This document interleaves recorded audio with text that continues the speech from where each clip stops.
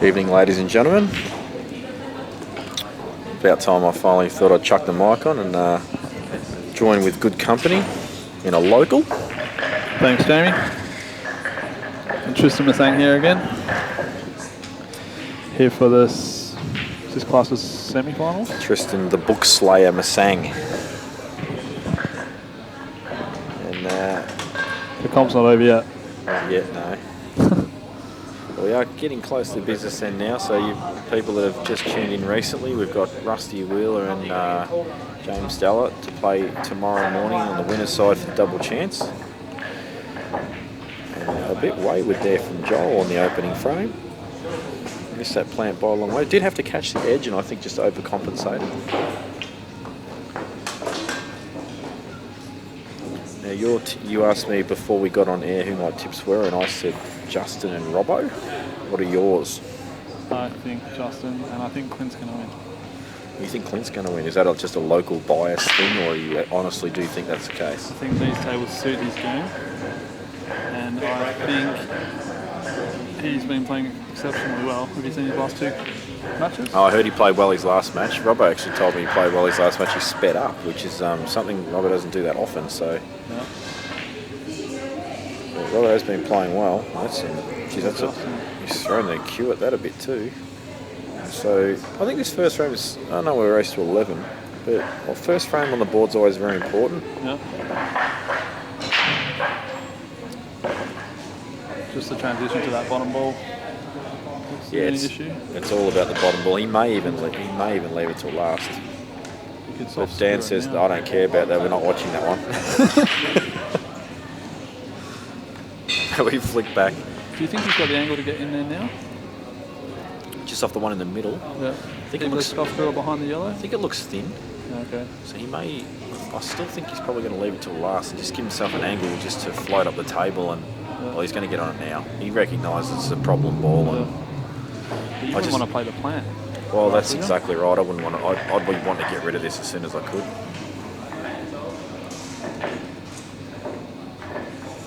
But he's definitely going to play it last. I think he's feeling if he can get centre table, he'll be okay with the plant. Yeah. So he just wants a little bounce. Just enough, I'd say.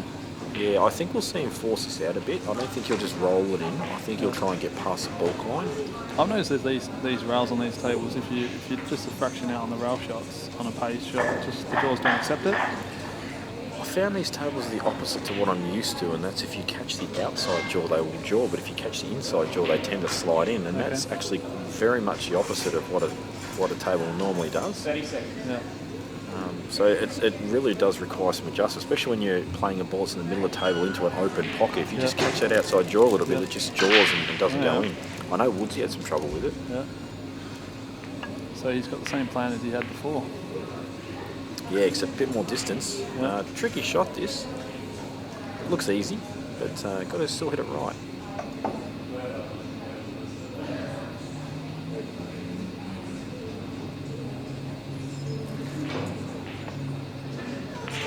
Played it very, very well. You can't play that better. No, he's hit that absolutely spot on.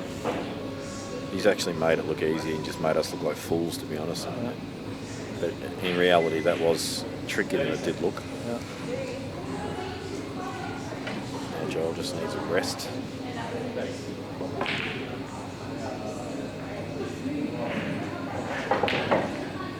Justin would be disappointed with that yellow that he missed. He had a big pocket there.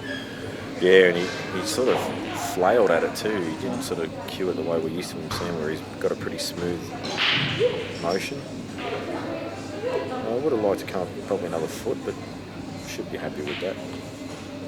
Just looking at the table itself, it's a lot better than it looks on screen. Yeah.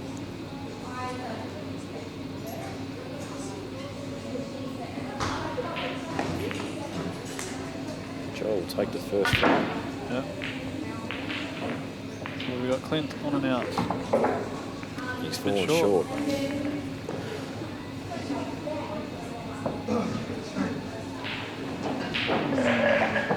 Tricky.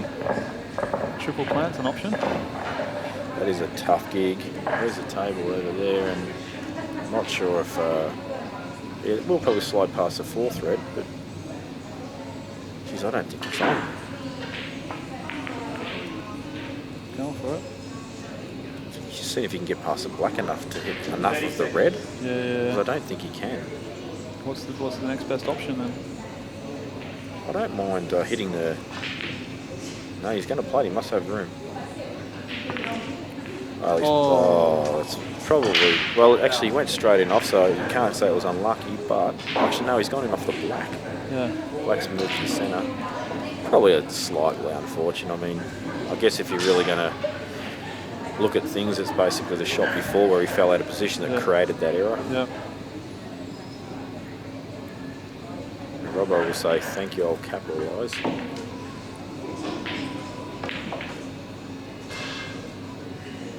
Let's see how quickly Robbo gets through these balls to see if he maintains that quick pace that he did last match.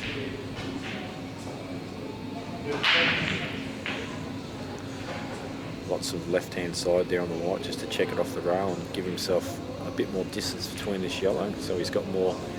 So you want to land straight on the middle and then straight on the rail? Yeah, he'll start centre table here. Probably. I think he actually went further than he intended there. I think what you said, he did want to just play the ball in the middle and then dribble down the other, but now he'll probably just play a little cannon on the ball on the side rail. No risk. Didn't even bother. Well, he knows this. Like, all he's got to do is just run it down the rail. Yeah. Even if it goes over the pocket, he's got linking ball in the middle of the table and the ball over the pocket, black in the corner. So it's pretty straightforward.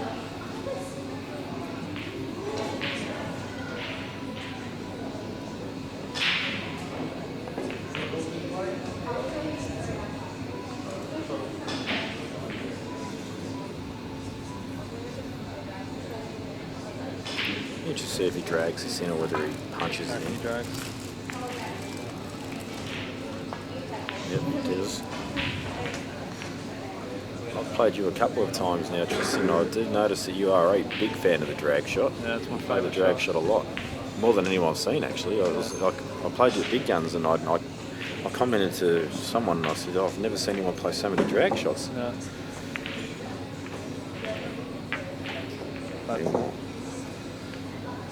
I just like hitting pocket speed and you can cue through the ball with the drag shot. Yeah. I find it more accurate than just rolling the ball.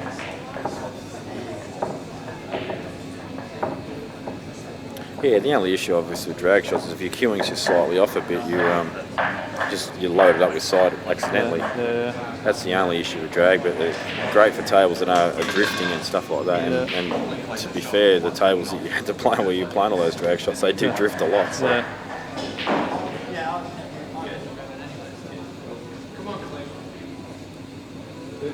So this is interesting, isn't it? Yeah, this is a very clustered environment. Johl, I'm not sure if Joel's on reds or yellows. I think he's on yellows. He's fouling. He's going to foul, yeah. Yeah, well, that's interesting. I can't blame him. You can use one and break them out. I think it's a tricky breakout though. You face off and go into it. Well, you face off that. If you can hit that yellow half ball on the right hand side and come out here. Are you talking about hitting the red that's just above and to the left a little bit of the yellow? No, between the two yellows. Like I quarter ball and go into the yellow just next to the black. I black. reckon if you hit that quarter ball, you'd miss the pack. Just looking at the screen. 30 seconds. Because you want to clip the outside of the yellow, land on the red on the right.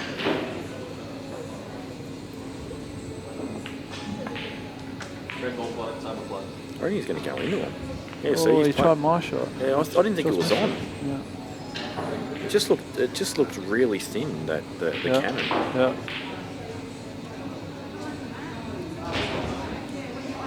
It's not the worst result in the world. Oh yeah, he's put a couple of balls in the rail, I guess, but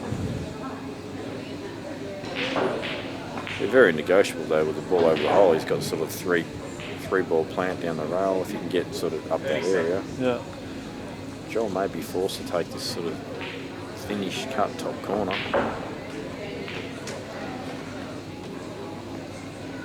He was just looking at how to deal with this yellow that's near the white right now, but he doesn't want to touch it yet.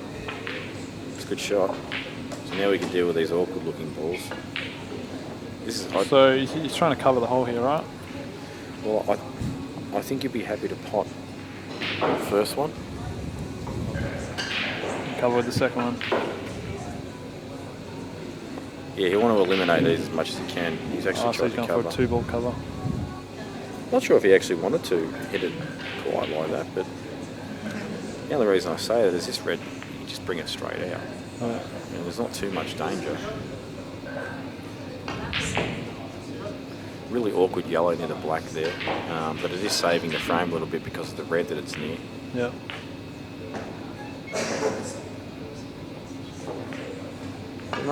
We may see a few extra shots in this frame while they try and outthink one another. And I haven't seen Johl play too much, to be honest.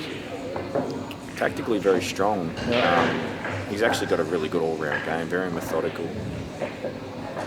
Oh, here we go. So this is what I'm saying. They're going to try and basically outsmart each other. And Yep. Justin says, well, you know what, I kind of need this pocket cleared. Yeah, well, that's a nice shot.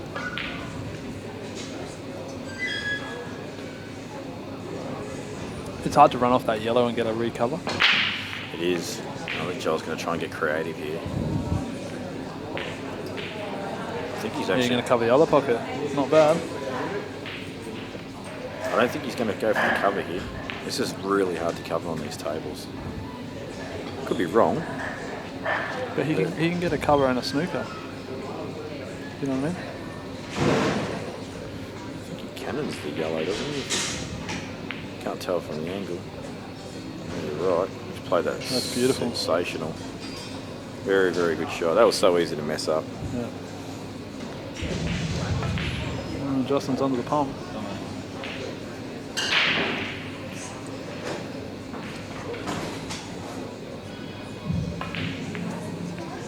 Yeah, Robert's bet. Take another frame. 2-0. Must be speeding up. Yeah. I really think that's the key to Robbo. Can't play that slow for a tournament this long. You just wear yourself out. If you've got the ability he's got, you might as well speed up. That's a nothing shot from Justin. Yeah. Chip the yellow out for free now. And the black if you want. I don't think he actually intended on leaving him this far up the table. I think he wanted maybe to be further down the table, but, or unless he was trying to get more close to the centre to leave him off his yellow. That's a really bad shot from That Johl. could have been played much better. Won't be surprised if Justin takes a pocket here. You mean on a foul? Yeah, just because, I mean, when you look where the balls are, you give someone 2 from it, it's still tricky. Even though if you're leaving them the bottom ball first, it's still a tricky. Yeah, you got basically two really difficult balls and a tricky black as well. Can you play yellow onto red onto yellow? I like the shot. I do a lot because With the foul snooker's the issue, right? well, no, you can get the white ball top side of the table. Yeah. I reckon you'd be really stiff to leave a foul snooker with the ball on the left-hand side of the cushion. Yeah.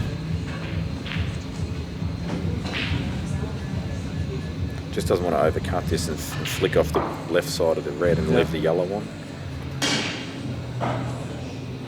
30 seconds. See, I'd be hitting this soft, but is it better to hit it with a bit of pace? Wow, your foul snooker call was sort of correct on the ball inside rail, but he's No, okay. I think he's good, yeah. Yeah, he's okay with the ball he's hit. So that's actually a good shot. Because you can flick it out now, but you don't really know where it's going, do you? If anything, toward the pack of reds and black. Yeah, that's right. So he's going to have to play with pace, and he might not be able to hold for the one on the bottom left corner.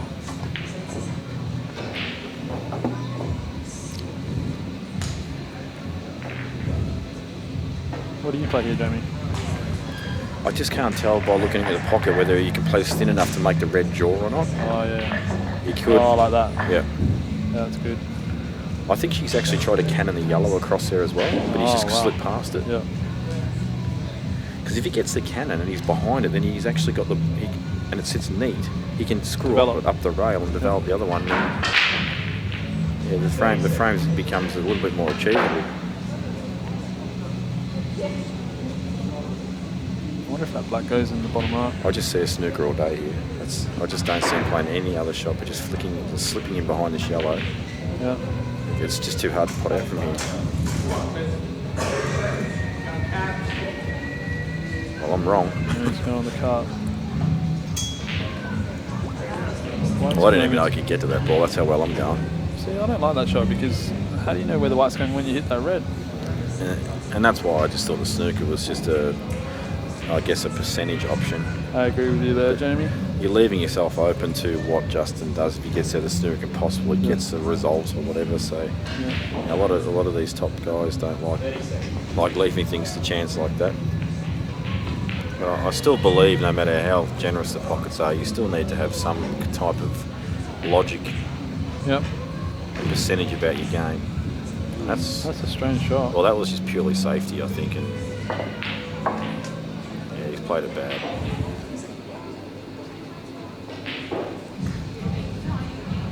So you can play shot to nothing on the rubble. Just roll it in or over. If you can make it, you got game. Well, I'm just wondering, I'm just looking at the table. You roll it and you miss it, you will leave the ball that's on the bottom cushion. But that's okay because then you're covering the other one, right? If you do cover it neat, yeah. That's why he screwed off it. And that's a better shot. Oh, lucky that didn't cannon that red. Yeah, that's a better shot though, because he's made sure that it doesn't matter if he misses or if the pocket covers correctly. He's just going to guarantee the snooker. He doesn't care about the other balls. Yeah.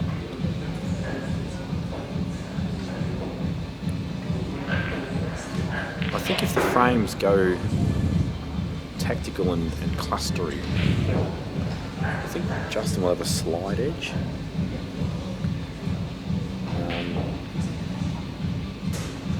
I've seen Johl play a lot of very good tactical frames.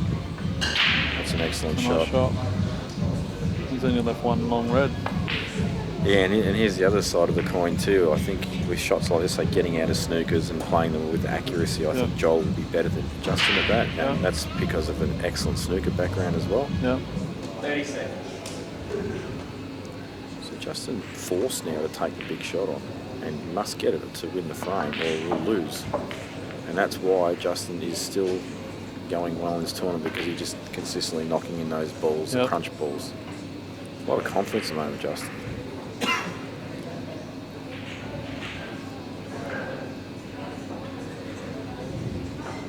Are you prioritising that red above the black? Are you playing that shot after this one?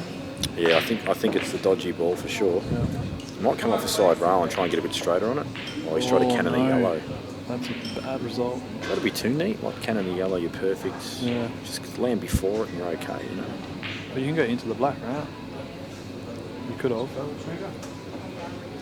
But after you land short on that, pop the red in the middle and you just cannon cannon into the black bit, and you're on the middle pocket, right? It's a bad error. What's his options now? Well, he's definitely totaled. He's going to have to go across table and try and pop the ball over the middle. What about off bottom rail, side rail, and nick the outside of the red? Yeah, that's not bad. No, he's playing a shot. Not even dream of playing, actually. You've got to get the pace on this. Too hard. Oh, it's perfect. Oh, he's got the jaw. It's a super shot, actually. You hit the jaw on the ball at the same time, and it's worked out perfect. So getting out of snookers, you were saying, from Johl? I'm surprised he's going this way with this as well. I've got to be completely honest with you. Big swerve, man. I don't think he's swerving, is he? Well, he is. Wow. What a good shot. Oh, that's a nice shot. Has he left the red? I think he's left the red over the middle. I'd have gone up and down there. Yep. Because you're sort of guaranteed to get a snooker in. Yeah, exactly. There was also a risk of going off. Yeah.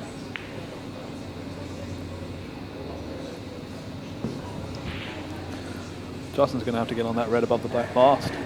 Yeah, I think he's got a bit of angle to be able to stun out for the other red to the bottom right corner. He wants to land straight and then play the run through, or just off straight, play the run through, so the white ball sort of travels towards the path of the yellow. But if you're not straight, it's a big problem, right? Massive. But if he's actually straight on this red and I've misjudged it, it looks like he can pinch a bit of angle. But if you can't get the white out, it's actually a tricky out. Yeah. You may have to deep screw off it and play for the middle man. Yeah. That's what he's doing. Oh, Jizzy jabbed that.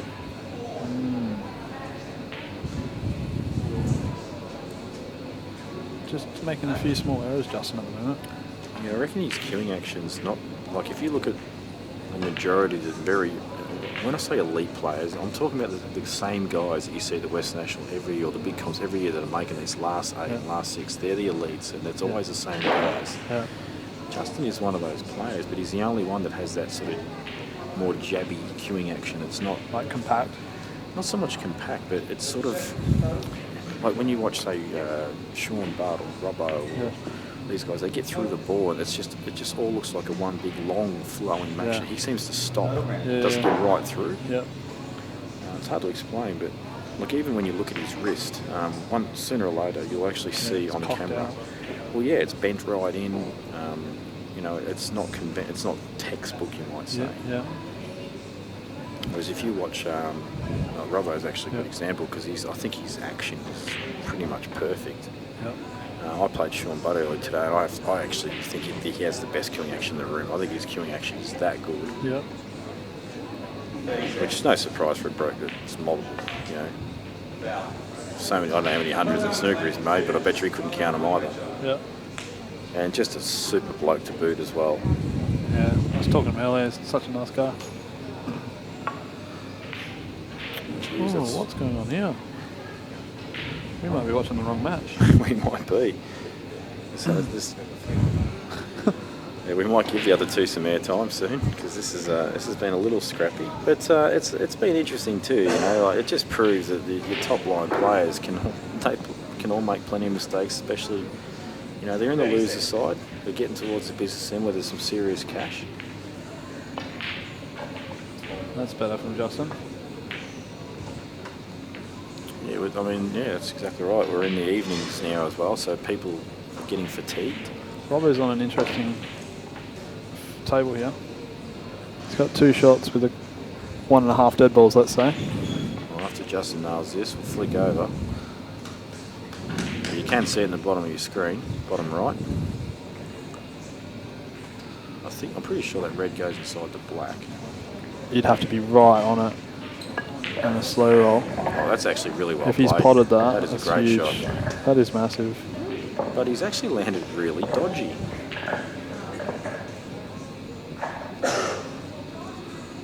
Could you rub off the black? I think he could, because just looking at the table, it probably hit the jaw. Yeah. Just hit it like slow speed and have like a rail shot to You just finish. look at it now. I think he actually wanted. Yeah, I think you want to hit it thickish. You don't want to hit it too thin. Yeah. You could pot it. 30 seconds.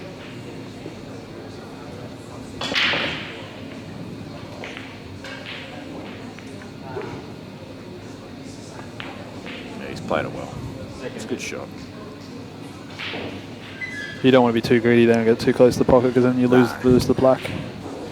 No, and then honestly, when you're behind these sort of shots like this, these aren't that difficult to punch in and stun out on these tables. So I expect him to eat this.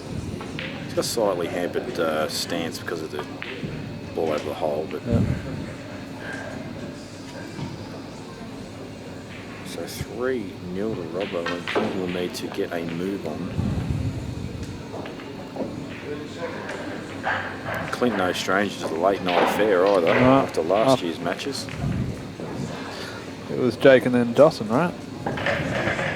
Yeah, and that Justin match, it was ridiculous hours. Justin had the opportunity to go and rest and recover, and Clint played a massive match.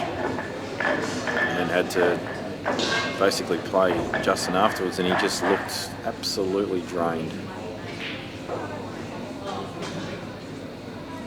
There's no more matches after these two tonight, is there? No, this is it. So that'll be better than last year. We'll be back in tomorrow, and I'm going to arrive here right on time and whack the mic on if I'm allowed. Clint's potted the black off the break.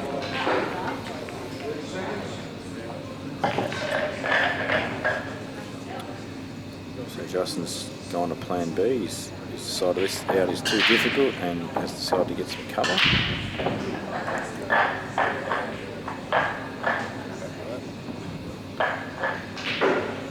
We'll go and watch Robbo and Clint. It just seems to be a little more free-flowing at the moment. And to be honest, I did expect the Sage and Younger match to be fairly scrappy and tactical. At least early in the match anyway. And Clint has just been pretty unfortunate there because that was a large spread. There's not a single ball on the rail, pretty much. That's a. They've gone everywhere and nothing's gone in. And Rob, I'll say thank you for the Reds. In fact, I'm going to call 4-0. Yeah, I'm calling 4-0. It's actually really incredible. Like, race to 11 is a really long race compared to what we're used to in our standard, sort of 2-day comps. Yeah. And it's incredible still the run of the balls can be a real factor. Yeah. You can have some terrible runs.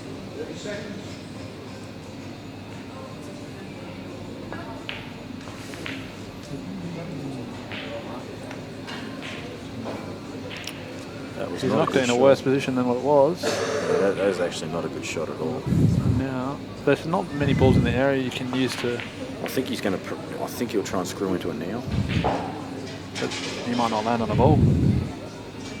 If he catches the red on the left side, then you know he's going to be on the ball in the middle of the table to the top. Yeah. And if it flicks further. If it flicks further. Well, if it goes further past the yellow, then he's on the one of the right corner as well. So you catch it full ball or to the right, you could end up in trouble. I mean, you may not even play it, but to me, it just seems like the shot to play.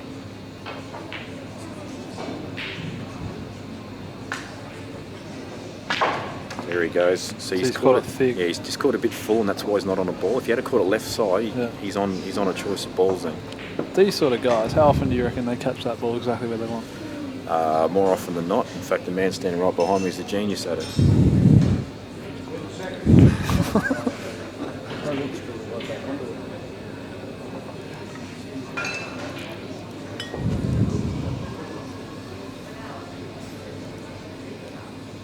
Well, he must be on this ball corner. Yeah. This goes. There's no way he'd line up if it wasn't. Wow, that's actually. Well, I can't say it's a good result. He's landed on a ball and he's made the most of it. Yeah.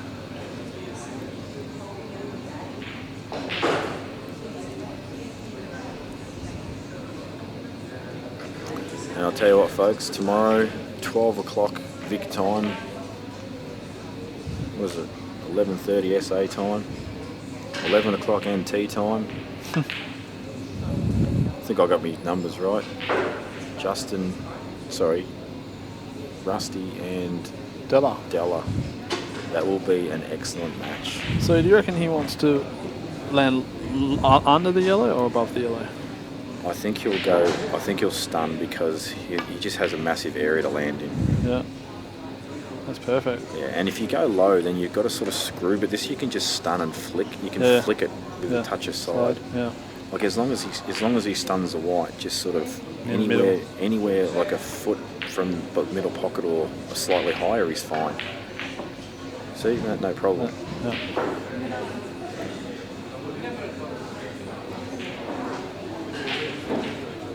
So, not textbook.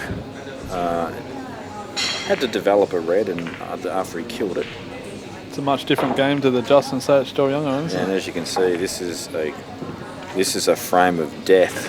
There is a lot of shots to be played in this frame, unless a really bad mistake is made. But I expect a lot of the frames to go like this, and I also expect a late night.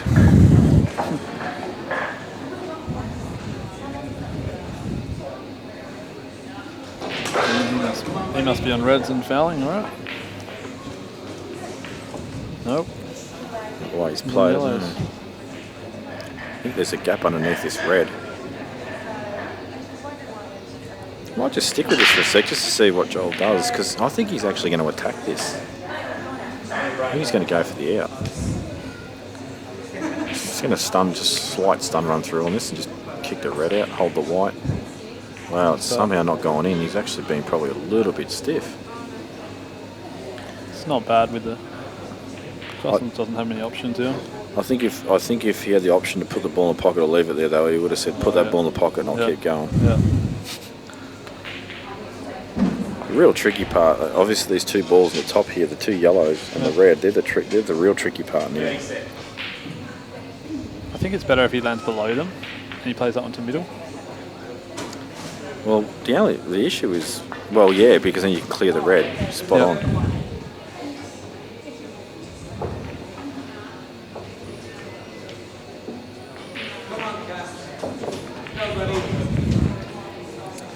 lost my love for pull stat earlier on today because I lost and it shows my name losing on it. I like it, eh? No, I'm only kidding. I think it's a revolution. I think it's sensational. I think the tablets around the room, Yeah. I think everything's been done really good. Yeah. I just don't like seeing my name come up all the time with me losing. I might see if I can hack it and just scrub my name out.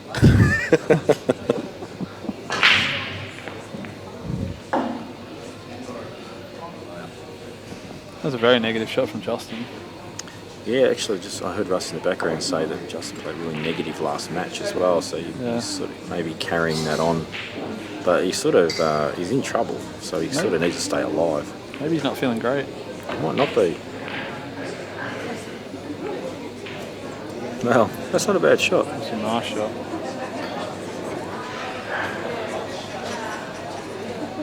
Justin's actually in huge trouble here. Sort of to the point where... Foul, I reckon. Pot the yellow. Yeah, Joel's forced him to either move the yellows or move the reds that's covering the yellow, or do this and give him 2. It's probably the best option. 30 seconds.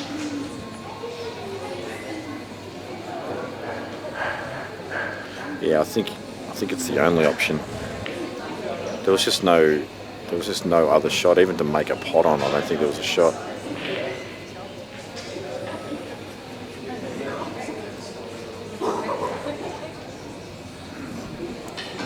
So Joel's going to try and do a lot of things in one shot here. He's going to try and make the plant, get the cannon. I think he might be doubling it into the other ball.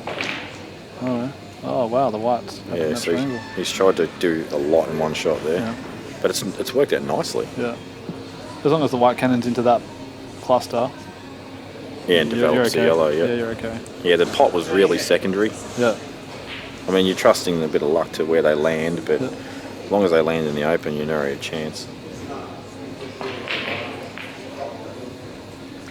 So I think you'll either sort of just drop this in and play for the ball in the middle, or you'll slide behind off 2 rails off the other yellow, which is probably more likely to do. He's able to screw across. He's underhit it though by a fair bit. And I'll tell you too, I found out last night the hard way, these tables slow down in the evening, I reckon. As the weather gets cooler, I reckon the tables slow down. The humidity disappears and they just seem to just lose their zip. So are you putting the middle and holding on the red? That's a really tough cut in the middle, eh? Is it? Just having a look at the table. It's pretty tough. So you can't. So he's knocking the yellow in above the black long. I think this is the better shot. He's got the wrong angle to hold for the other yellow below it. But it doesn't matter because all he's got to do is pot this.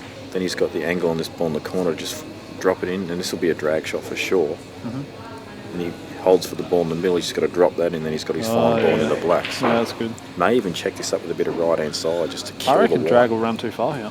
That's what I'm saying, use some right hand side and absolutely kill the white off the bottom rail.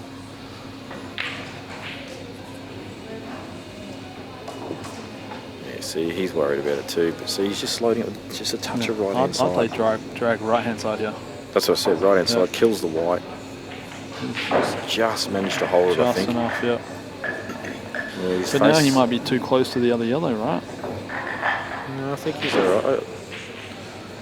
I think it's more whether he can get through the pot. I think if he can get through the pot, the white's not an issue. I think he can just drop it in and he'll land actually pretty spot on.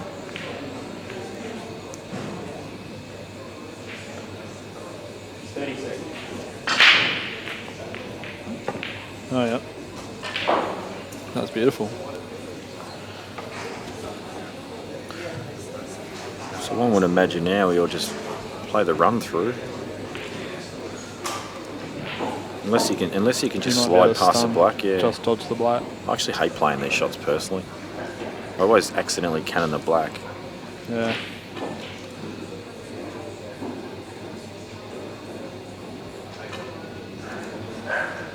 I prefer to play the run through on this. You could top it through off the bottom rail and back up if you wanted to. Yeah, that's the shot I play. But he looks like he's just playing a little stun shot. Oh, okay. He's played that way. That's a good shot too. Yeah. Clint snooking himself. 4-0 down. Yeah, it We've always got to frame happens. soon, otherwise it's going to be over. Always happens at 4-0 down too. Like, if he's 4-0 up, he never done the snooker himself. Yeah. It's crazy like that. So flick back out of the other one. Only 3 prems have been played, and already there's a break required. So how are you getting out of this? Right hand side of the side rail? So risky to go in off here, So many people you see go in off here. just like that. Like that. Then it's actually. Do you know why that happens? And you see so many people do it. Is the natural instinct of your brain is to play for the pocket, because most of the time you're getting out of a shot like that, the ball is over the pocket. Yeah. And it's really hard to readjust to not go for the pocket, but to go for, like say 2 inches up or 4 inches up, whatever it is. And even though you know you've got to do it, you still don't. Yeah, exactly. Yeah, you see it all too often. Even that shot Johl had a couple of frames ago, he decided to go with the mini swerve instead, just so that took it out of it. Yeah, exactly.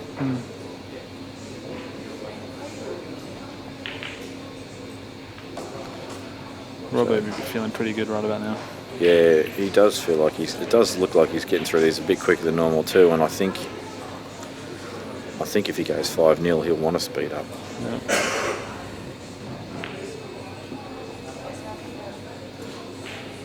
By speed up, do you mean allowing less time to map that out, or less feathering time? Just in between shots. Yeah. So if you watch Robbo over a long period of time, like this shot here, for example, he would even walk around and check the angle. He's not doing that now. He's just getting down, knocking it in, because he knows he's just got to stun back a little bit. Like.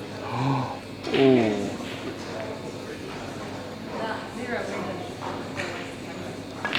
So almost like Ben Noonan style. Yeah, I mean, he's never going to ever be that quick. I mean, they're just different players. Yep. I think Ben just doesn't take much time, so that way he can't think about any pressure. Yeah. I don't know what the reason is, but he's such a fluent cueist that he just...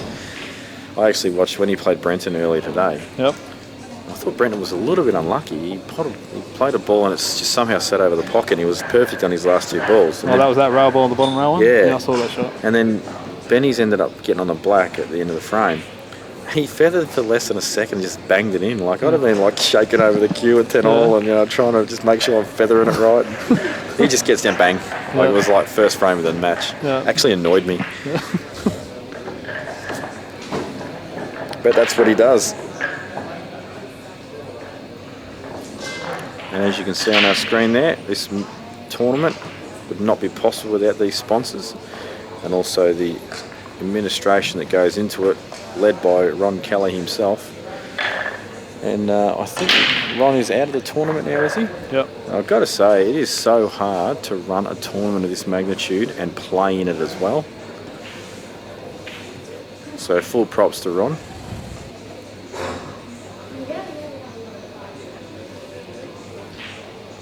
Even to the lead up of it, you spend the last 3 months not practicing as much and putting more time into making sure everything runs smoothly. Exactly, and I'm sure there's a lot of hidden champions behind the scene as well that aren't acknowledged, and I'm sure he will do that when the time comes for presentation, but unfortunately I don't know most of those people because I'm in a totally different state. But I know Adrian's been doing all the announcing. I know Jeremy's been running around doing all the tablets. Yeah. So there's been a lot of stuff going on in the background. It's been good we've had adjudicators for both live stream tables as well. Yeah, Ron hasn't really left any details out. He basically looks, I guess what he's done is he's looked at the other tournaments and gone, well, okay, what are the flaws here? What's making the tournaments go over time or whatever? And he's just like, says, this is what we're going to do. Yeah. Well, no questioning him. People just get on with it and do what they're told, because that's what you're supposed to do in a tournament. Yeah. I mean, I'll guarantee you, if there was a vote on wearing vests and shirts, everyone would say no. But that's the rules, so everyone does it. There's no questions. Yeah. Did you see that shot from Justin? That was just a shock over a shot. No, I didn't. Slept Johl in.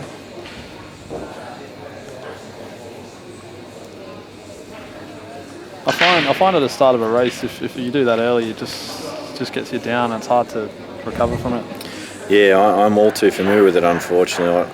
I do it a lot against the elite guys. My theory on beating elite players is you got to keep with them. early stage of the match. So if you get a chance, you've got to take it. If you miss that chance, that's how you end up getting your 4-1s down, your 5-1s down. Yeah. And I just do it all too often, and it's very annoying. But at the same token, you know, when I'm putting plenty of time into the game, I tend to do it less, so I'm getting out what I'm putting in. So in that side of the coin, I'm not getting too upset about it, but still enjoying myself out there. I just find if you put yourself in a position for a bit of scoreboard pressure, they start making a few more mistakes than what you normally think they would make. And that's why it's quite surprising sometimes. Correct. That's why you need to stay with them early, especially.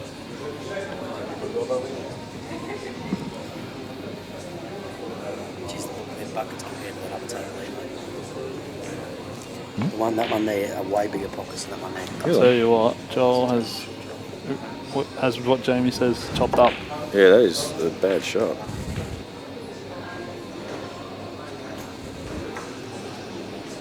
Actually, I just don't understand how we could have landed there. It's such a bad shot. Yeah, I think he's tried to stun a little bit. He's tried to play a small stun run through, and it's just gone a couple of inches too far.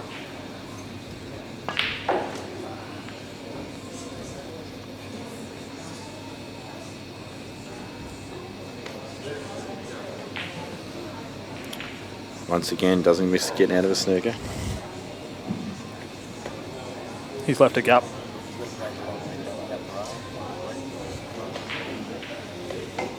It's an option. You can play in off the yellow. Yeah, I expect Justin to clear here. This is not as hard as it looks at first glance. 30 seconds.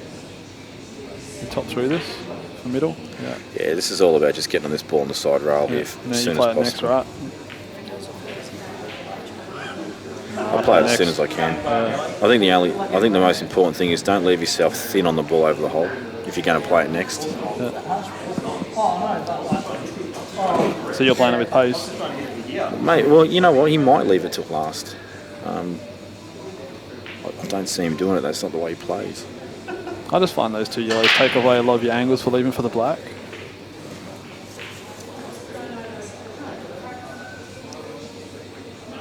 I just have. Yeah, I think you're right. I think he's actually. It looks pretty straight. It probably just goes clean, and we're just not realising. Nah, it doesn't go clean. Well, he's actually. Wow. Okay, it wasn't as simple as it looked. Is it too far up the rail? But it wasn't missable though. It's not terrible. Well, he's not even played to pot that because he's run through it. Yeah.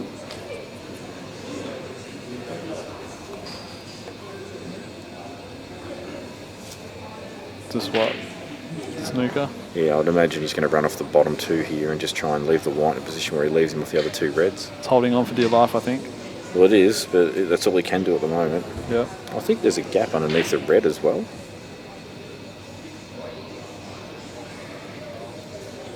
Oh, he's only that by a mile. That was a horrible shot. It's hard to criticise, but man, you expect these guys to do so much better. Well, the thing is, it's actually really easy to criticise when you've got a microphone on and you're not playing. It's so easy to do. I do it all the time. And then people watch me play and they go, why is he criticising our players? He's terrible. And you would be right, folks. Oh, that was missable if you try and hold the white like he has. Actually, did he have room to drag that? Well, see, I would have dragged that if I had a few inches.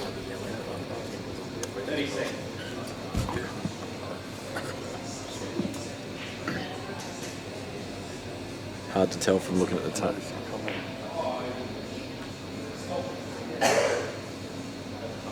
I'm just looking at Clint's game and he needs his frame, otherwise 6-0 is, I know. She's a dodgy table too. Yeah, it must be hard. Robbo has the perfect game to beat a lot of those really aggressive players.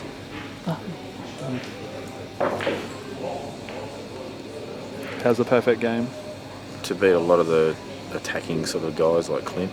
Yeah. That's why I sort of called Robbo. I know what he's like. Yep. She's sharp everywhere. That's the reason. So Justin should not miss this out, one would think. So you're leaving the bottom red dual last. I think you have to now. Yeah. Then you're putting the black in the left middle. It's going to depend on the angle he leaves himself in this last red. Yeah, one would think so. I mean, he's just going to get fairly straight and just stun between the gap of the into yellows. that top yellow, right? This one? Yeah, yeah, exactly. He's actually not on the best angle. No, he's pretty straight. Yeah, that's fine. You don't want to be Chinese or anything. I think the key for this is don't overscrew. If you're going to underscrew, it's fine because you can catch the yellows and still be on it. Jesus, that's not... Come right out. Top left corner.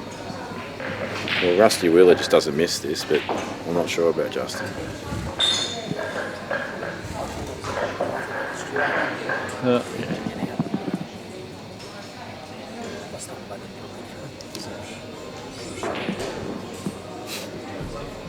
Yeah, He's Justin's playing the middle as well, yeah.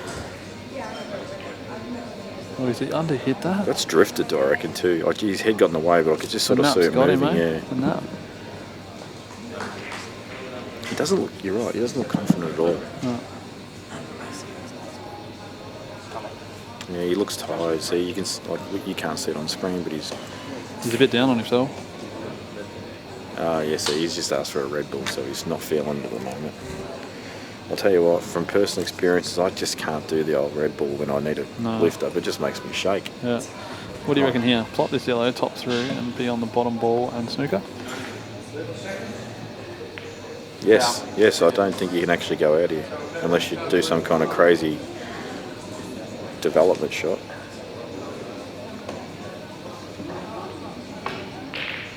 Wow, oh my that gosh, is a that's the shot you're talking sensational about, shot. man. Okay. Yep.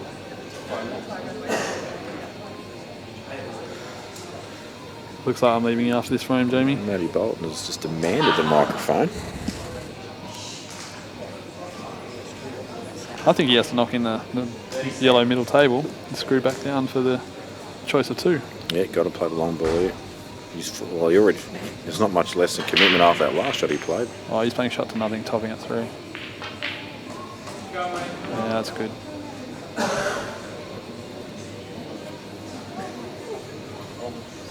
Yeah, I don't expect him to miss these. Nah. And Justin had his opportunity, and you would think that punishment should be deserved.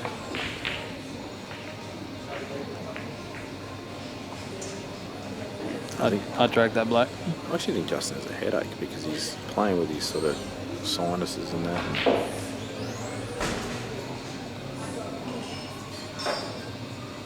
Line pocket. This is just, on these tables, it's unmissable. How do you know if it's touching or not? If it was touching, he wouldn't have gone for it. He would have just left, he wouldn't have been worried about developing the out because he knew it wasn't potable. Oh, yeah. No, it was just unmissable. There's too much. There was a bit of theatrics there. Yeah. I find these middle pockets enormous. Even though I missed 1,000 shots into one today, but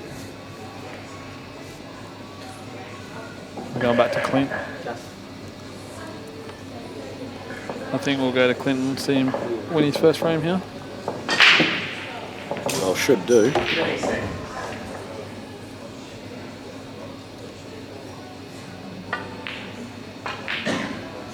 Geez, he's gone about this. Interesting.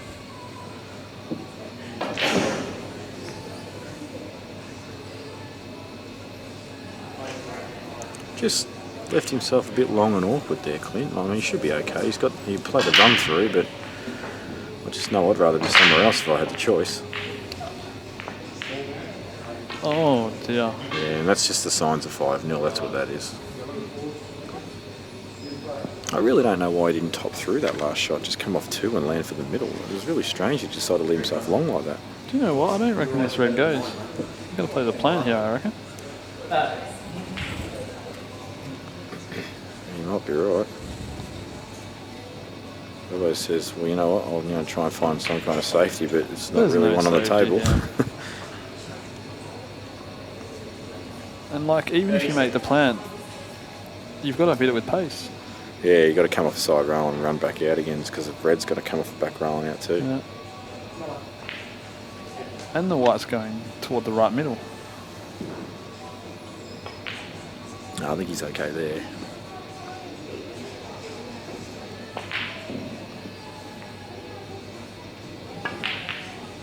Oh, he's actually. Oh, that is he's got very, very there. lucky.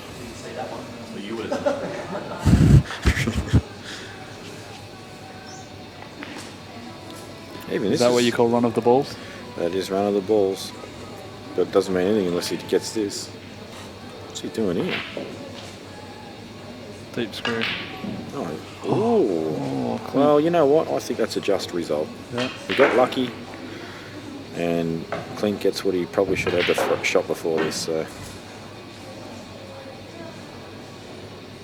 Although it's really strange to analyse. I mean, Clint missed the chance. Yeah, they both had one should have been chance. punished for it. Yeah, it's depends on how you look at it. Yeah. It's the chicken and the egg. It is. And Clint is affectionately known as the original peanut. If he wins a few more, you can get the locals behind him a bit more. We can. And when I call There's only Clint, two WA guys left in the comp. who's the other one? Matty Bolton, yeah. When I call Clint Peanut, it's not an insult, it's just a bit of a nickname that we've got for each other. We call each other Peanut. Now and then we throw the cashew in there. I was just going to say, that doesn't look like it's going in. Can't say I've enjoyed watching this match so far. It's been interesting. It's been scrappy. There's been a lot of mistakes. Fair break, red and yellow ball. Yeah. What's the number mate? I'll ring it for you. Is it iPhone? Yeah, no, it's just, I just need a phone so I can do the time. Oh, do you want a phone? I just think Here. Have you got the app? Yeah, can you do that?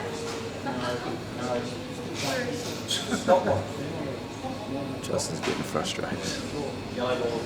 We need a stopwatch. Well, why can't you just stop watching the phone? I'll go 1 Mississippi, 2.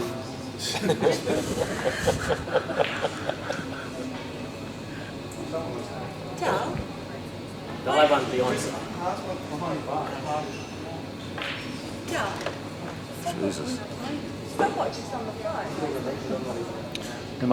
We must be have a shortage of stopwatches here in Western Australia. Shortage of tempers as well at the moment. Generally, what happens when you're 3-1 down? Yeah, well, it's just all the signs of fatigue, really, isn't it? Tired and emotional. Yeah. I should probably switch to Yeah, well, nothing's going on the other table. We're waiting for a stopwatch, apparently. Yeah. Yeah. This need to get this lady out of here, though. So Robert's on another route. This red, does it pass the yellow to the bottom right? I'm going to say no. Doesn't look like it on the table either. Isn't he on yellows though? He's on yellows. Oh, he's on yellows, never mind. Yeah. So that makes it easier, doesn't it? He's going to come back for it later. That rail. That rail's. Yeah, he's come back this from is a good now. shot. It's a If he bit gets, short though. he's okay though because he's got the other ball. Yeah, you've got to transition from the rail to the middle. I suppose you could play it off the red worst case if he's short. Yeah, that's a big shot off the red actually. You've got to punch that with a bit of pace. Yeah. But I think he's just going to try and... It's really tricky actually. He doesn't have a lot of room to land in. No, he's got to land straight as well. Yeah. So if he has any angle, he screws into the red. That's no good. What about if he does leave angle and screws above the black in the side rail and back out? Yeah, that's a good shot too.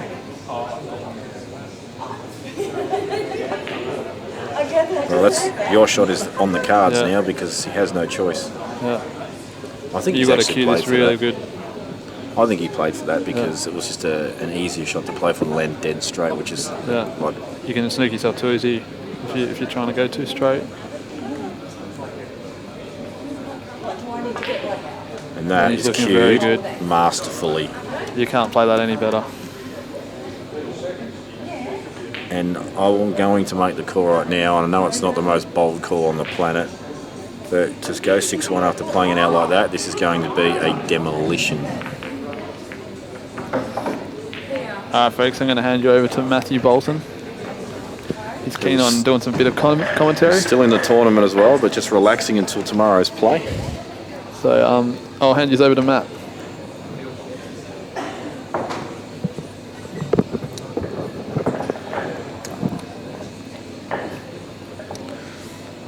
How you going, Matty? G'day, Jamie. How are you, bud? Good, mate. You're having a pretty good tournament so far? Yes, I am. Just replay here. That was a beautiful shot from Robbo. Yeah, just a touch aside as well.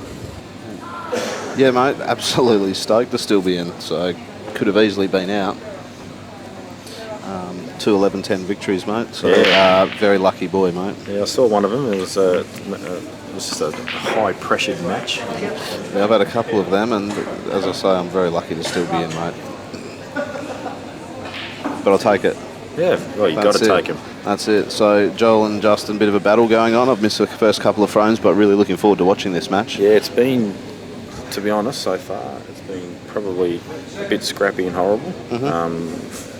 Riddled with mistakes, but Justin is definitely really fatigued. Even when that stopwatch thing got called early, he was just really short and sharp and angry. You can just tell he's just had enough. Yes, well... But he is a fighter, so he won't give up. Yeah, and he's playing another massive fighter, so that's why I was looking forward to it, because they're both highly competitive and won't be giving an inch to try and do anything they can to win the match. But I reckon the way the other match is going, we probably should watch it a bit, Dan, because it's going to be over pretty soon. Yeah, well, it's either going to be over or a great comeback. Yeah, I'll tell you what, the way Robbo's playing at the moment, he's not missing much. No, he's been... Well, I've watched a little bit of that so far, and Clint actually turned to me at 4-0 down and said, well, I haven't really had a chance. So... Yeah, me too. I seem to worry that. I actually play Robbo. We've got a race to 11 league. Yes, I know the one, yeah. I actually play him this Monday. Sorry, not this Monday, the Monday after. Probably not the best time to play him. Oh, no, I'm looking forward to it. I'll give it a crack, but he's been pretty dominant in that league. Oh, yeah, amazing. Woodsy, our eagle eye boundary rider, has just, trying to get out of a snooker, left the foul snooker, and... yeah, it was pretty unlucky, actually. Unbelievable. Good shot there from Clint. Need to come up with touches. I swear, these tables, they slow down at night. Jamie, massively, and we play a few comps here a year, and they slow down and it becomes humider and heavier, and it's a real noticeable difference from the morning to the night time. I picked up on it last night. Yeah, and you really have to be aware of it, and your sweet screw shots and things like that, you have to put a touch more on or it's gone by the time it gets there. So... and that's a classic example. It'll be interesting to see actually how many shots are under pressure in these couple of matches do pull up a little bit short, and they haven't quite adjusted enough. Good. Oh, that's a good recovery from Clint. And he's forced to play the Chinese snooker long ball though. I don't think he can get position off this one he's got better queuing at. Oh, I could be wrong. It must go to the corner maybe. Well, that'd be a great result. It doesn't look like it on the screen. But even if it does, he's got to get right across to stun across the black as well. This is actually tricky. Oh, he's cued right across the line then too. Oh, wow. And when it rains, it pours. And this is what happens when you just, things aren't flying, you miss a ball. Just really horrible things like that can happen. Absolutely. So, didn't actually see it. Didn't Johl have two? He's out, didn't look that hard. Justin had two. So Justin had two. Yeah, Justin okay, so had he's not made the most of it, but he's snookered.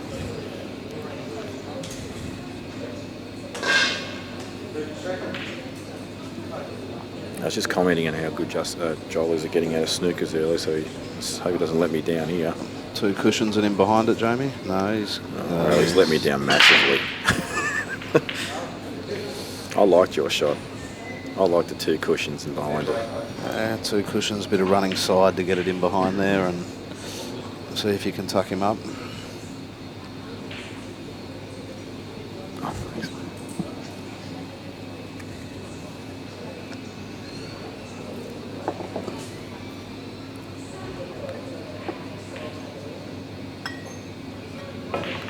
So Justin says, I will develop it first shot. Now, if he misses this out, then I'm just going to say he can say non-ice to this match. Yeah, it's probably harder to stuff it up than go out here, I would have thought. You don't even have to worry about, like, everything just links. Like, you can't even really fall out of position. Well, actually, if he was going, he's found a way. I personally would have loved to come centre table there, but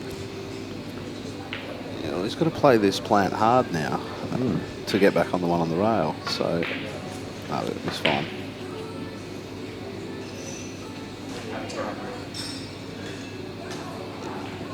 Should still be right. He did want to leave this one till last, and it looks. Oh, he can nick that one in the middle, maybe. yeah, I think you can he's get okay. enough off it. Yeah. Yeah. Just travelled a little further than what he would have liked, I think. Yeah, not perfect at all, but I expect him to still get these.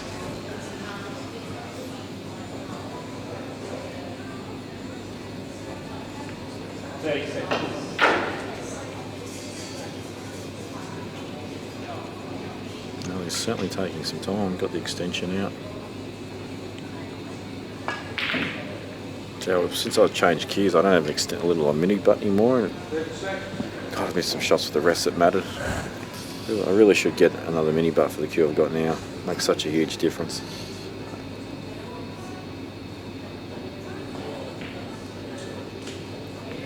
Perfect. So Justin reels one back and yet another scrappy affair. yeah, I've got a feeling this could be a real battle. Oh yeah, this Yeah. could go to midnight, this match. We're at 10 o'clock now. Actually, what I was saying, midnight's generous. No, we're at 8 o'clock now. You're looking on Dan's Oh. Eastern Standard Time computer monitor. Well, there you go. Midnight's probably accurate. Well, me and Woodsy were about a bit after 12 last night, somewhere around there. Yeah, your Yeah. match went for a long time. Yeah.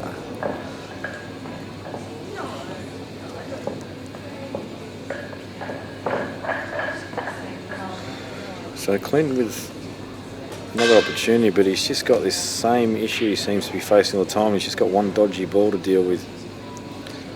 And he wanted to be higher on this so he could just sort Absolutely. of hold for the other one. Can't And then quite get hold into the it. angle here to kick it. How about this? How about play this ball, come off the left side cushion and try and get an angle on the ball at the top bulk, and then you can stun down into the yellow there, that way. I know it's going towards the red and you don't like that. Absolutely. Clint says no, I'm not doing that. Not actually sure he's going to deal with this yellow now. He's running out of options. Yeah, I'm not too sure why he played into those balls either. He had options with the angle he had.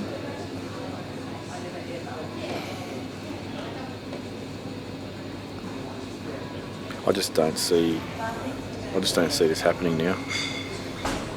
Well, Barring I think barring playing it now, unless he's got awkward bridging and actually stunning around off two rails, Jamie, and into it off the ball in balk with some left-hand side. He's awkward queuing, That's but what he's doing. he might have to play it now. that's what he's doing. Yeah. he's missed And this. he didn't He's just- have any pace on the cue ball either. He's just catching the jaw all the time. Yeah. And He's pushed that in, queuing down on the ball with left-hand side. You're going to push that into the object ball.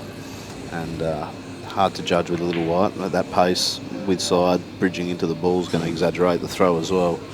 So, if you're Robbo and you miss that shot, that yellow goes near a hole. Yeah. If you're Clint, you're 7-1 down, it goes dead on the rail. of course, every time.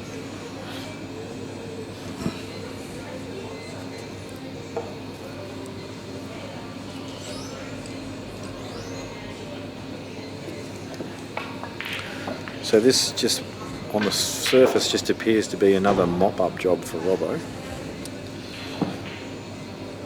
Yeah, the way he's hitting the ball at the moment, you would back him in from here. Just a little nippy one along the cushion here. He's got he's played it nicely. Yeah, you're just soft stun for this right-hand one in the middle, I'd imagine. Depending on his angle, he might just be able to drop the other one and play the other one the centre, but I think I'd rather be on the outside one first here. That looks pretty good. Absolutely. Perfect. So you can all he's doing there is just checking where he wants to wire. He just wants to screw. He wants to be straight, just screw straight back. That's it. To the left, just to the left of that yellow that's in the centre of the table. Apparently not. I reckon he's come through a bit far there. Yeah, well, it actually looked like he's landed where he You're right. wanted to. You're right. If I'm reading his body language and yeah. So he always still wants to screw in between Maybe. yellow and black. Maybe he's just screwing into the black. Yeah, in between the gap. Okay.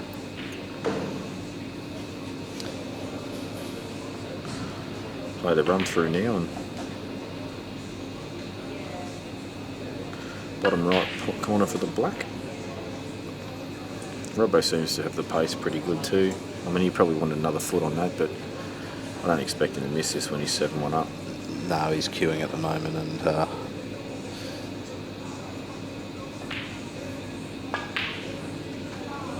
nothing but pocket. Yeah, he's flying. Meanwhile, back in the salt mines. Back in the battlefield.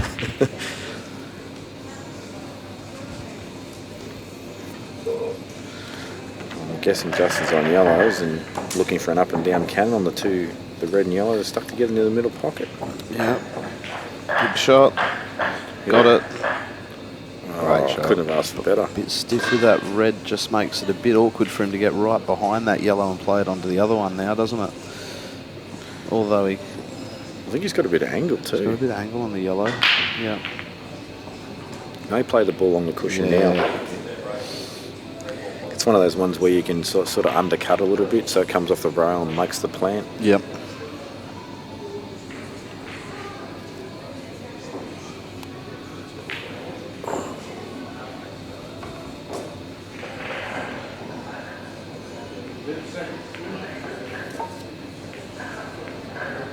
Now, I know it looks like on the camera he can actually play that yellow. I'm not sure if on the screen. I'm not sure if he can, because he'd have to play it now because he gets cover over that pocket as well.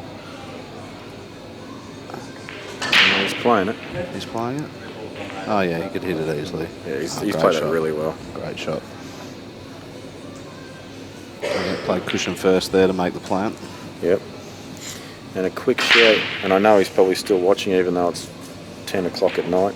I nearly said midnight. Steve Jamison, who was meant to be in the Western National Tournament but forfeited his spot for Nick Young. Yeah, g'day Jamo, and thanks for your kind message today, mate. Appreciate that.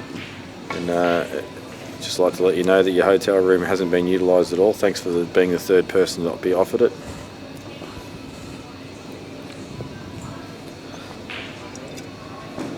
Well played, Justin. 3-all.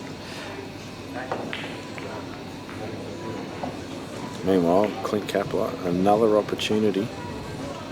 One good little cannon here, and this is a Matt Bolton special. Yeah, except I have problem just judging the small white, Jamie, compared to the normal size white. However, I reckon you get this one right, though. I'm slowly learning, bud. This But one's you're right, actually, this is a pretty straightforward yeah, it cannon. is. You just play this. You play this to hit the red full, and you play it with a little bit of left-hand side to flick the ball.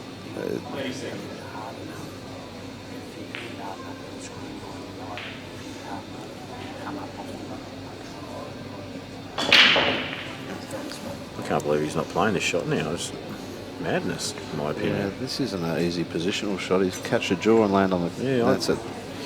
Yeah. I think that's just a 7-1 down decision. Oh, it's been off the table for a long time, and seeing things that you're trying to force things that aren't there. Yeah.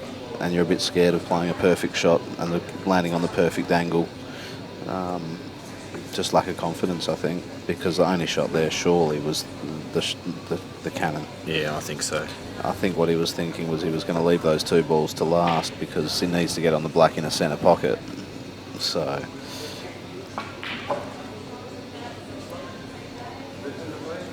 Which would have been good and well if he got nicely on this red, but. Yeah, he's just a little touch of lucky because of the thinness of this shot. Yeah, tough shot, jacking up.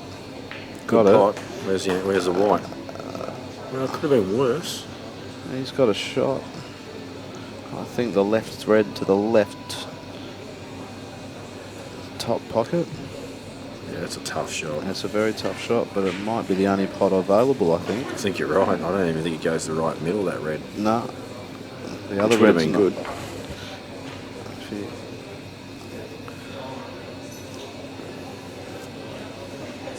So even this, he's going to be catching this slightly, probably a little bit of red maybe. If not, he's going to get the yellow. Pop the red off the yellow in the centre pocket. No, I reckon that's almost impossible. You'd have to smash it, wouldn't you? Here we Look go. at this shot. He's got it. That's a very good pot. Yeah. Rusty Wheeler showing his appreciation for that shot there. And Clint is actually slightly filthy because I think he needs to play this with just a touch of right-hand side and he can't get to the right-hand side of the white. It just looks like he's just got to play it with a touch just to clear the yellow. No, I think he's okay. You don't reckon he's cannoning the yellow off the side rail? You reckon he's getting through it, do you? Well, he's just having a look at it now. Maybe you're right, Jamie. Yeah, I reckon he needs to be I right think he could inside be on it. right. Yeah. I think he's getting as much of the cue as he can. No, you were right. Played it well, yeah. He could just Neither did I. pretty near cloths, a little bit of slide helps, then a square cushion as well.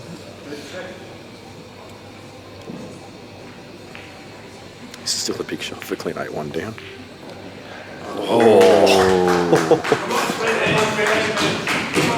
And a little bit of support. And the locals let their voice be heard.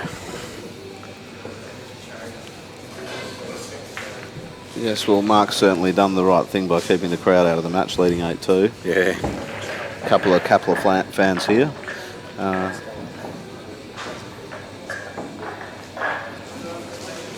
Back on Johl here. I think he's fine here. I think he's just off straight, and he'll be on that red with just a plain ball pot. So Johl was 3-1 up. 3-all, and now he's responded.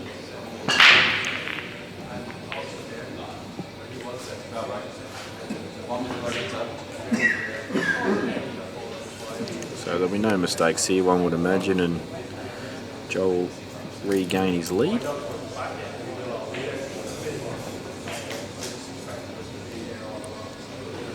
Oh, hello, we have some clusterage.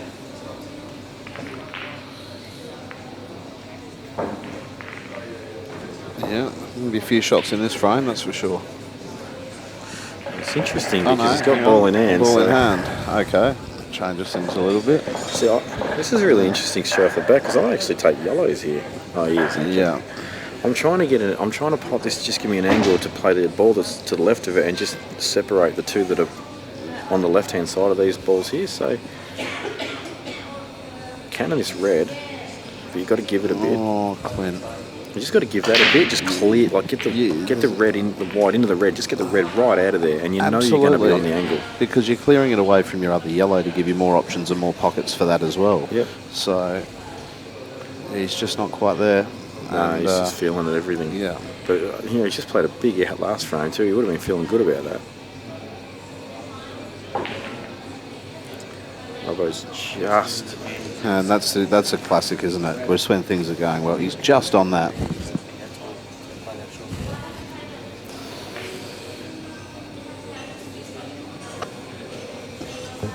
And if he's not quite on that, that becomes a major problem ball and pretty much causes a major rethink of how to go out. Oh, exactly. But he's just hard up on the cushion and has just pushed it afar. So good shot. But when things are going right, they go right. Yeah, he's still got to. Yeah, I thought he had to jack up on this a bit.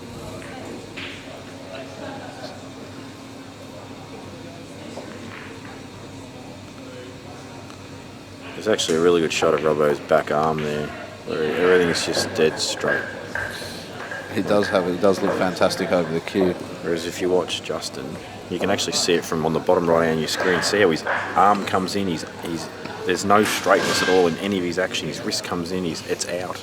It's really amazing how he plays as well as he does, given that he doesn't have the textbook action. But geez, he gets through the ball nice when he's going.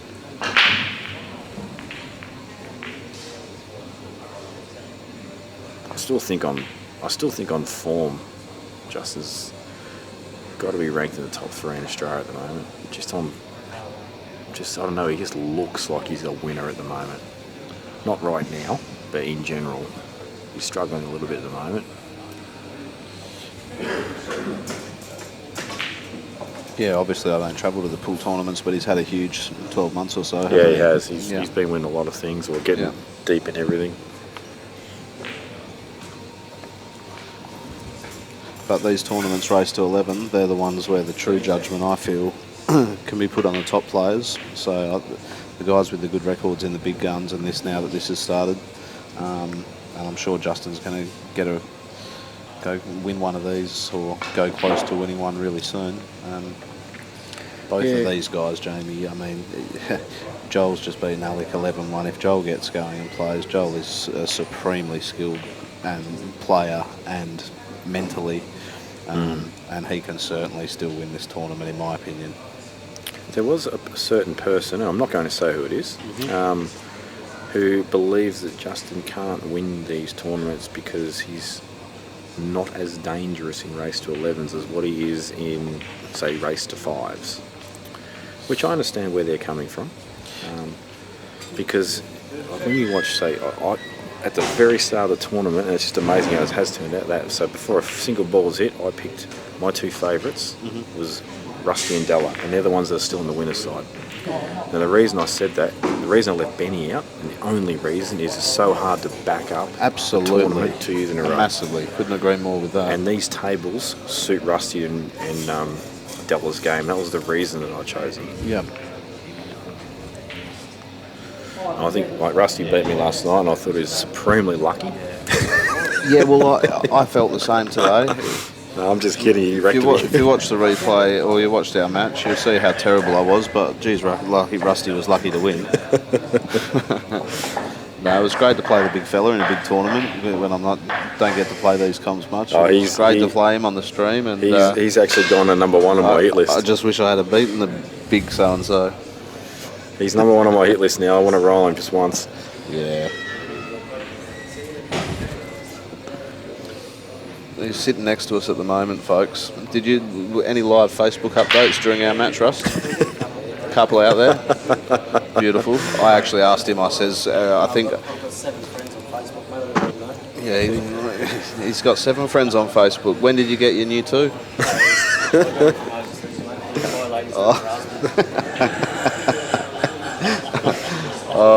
What we really need is a 3rd headset to get Rusty in. But no. He has certainly got a good reputation in recent times of doing the old Facebook updates in the middle of matches. I love it. I think it's brilliant. It was hilarious. Everyone who says you should be concentrating on matches and it's costing you lose matches and it's distracting you, well, yeah, thank you very much for your thoughts, because that's complete rubbish, and everyone's different, and if you want to have a bit of fun while you're playing, go for it. it takes the pressure off yourself. That's right. People say it puts pressure on you, and it actually does the opposite. But I'll tell you what I would really like to see. Before anyone can bag you, you're already bagging yourself. that's it. That's it. I'd like to see a tournament of this nature, race to 11s, with no drinking allowed from anyone. I reckon there'd be a different field. Yeah. You'd be No alcohol you'd be consumption laying allowed. Noonan for your life. Sean 66. Yeah. So already the book shows Benny at 400 to 1. Bud 500. But Bud's gone to 16,000 to 1. Well, that's still going in. And Robbo and Scary are even money. Robbo and Scary going even money. I've gone up a bit. Ricky Emery's gone close to favourite because the last time he had a drink was when Soldiers was still in Nam. Nick, who got you in the second? Me? Who did you play? Me? So Robbo's overcut the last shot. It somehow went in, and then he's overcut it again, and it's missed this time. Yeah, but not easy for Caps here, but he does have a chance.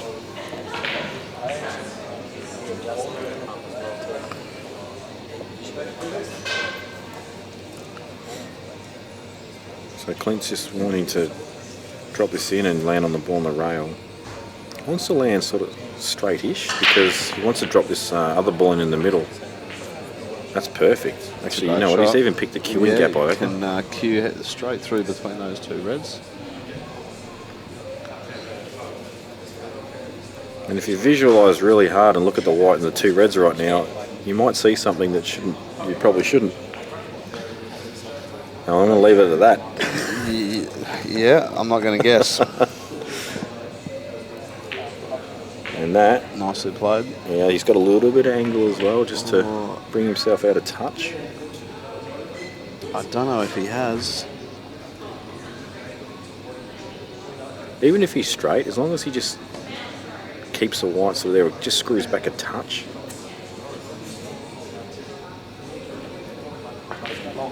Yeah, it's a good shot.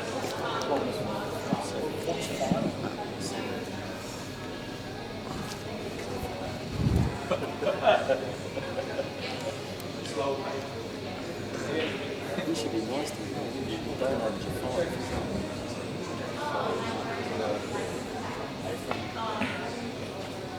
Oh, you're all out, you prick.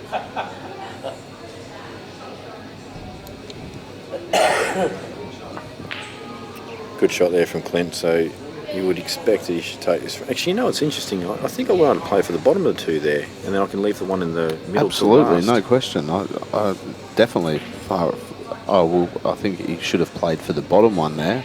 But he's okay because he will actually run off two rails and land behind the black for the bottom left. Yeah, but if you're straight on this bottom one, it's like stop dead, roll in, roll. You're dead Exactly. straight on the black. Nothing can go wrong. But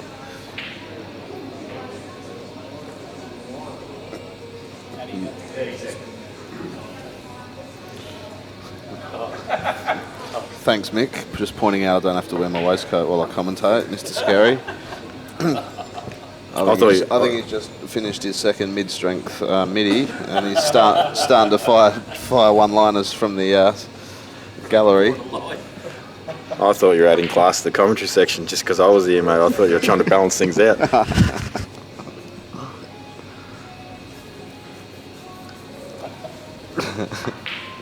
So good response there from Clint. He's a mile down and he's still fighting.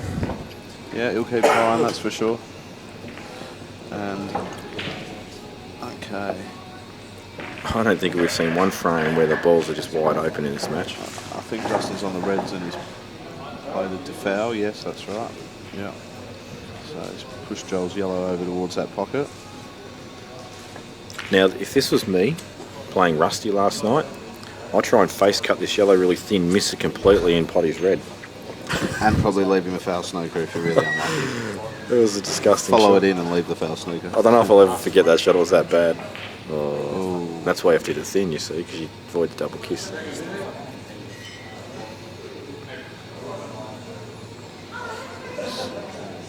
Probably going to have to go through a similar process here of trying to find a way of getting a snooker, but that's not easy, just having a quick look. Well, I don't think he's worried about the snooker as such. He's just got to keep him off the red that's stuck on the yellow, because I'd be happy to leave him on the ball over the hole here.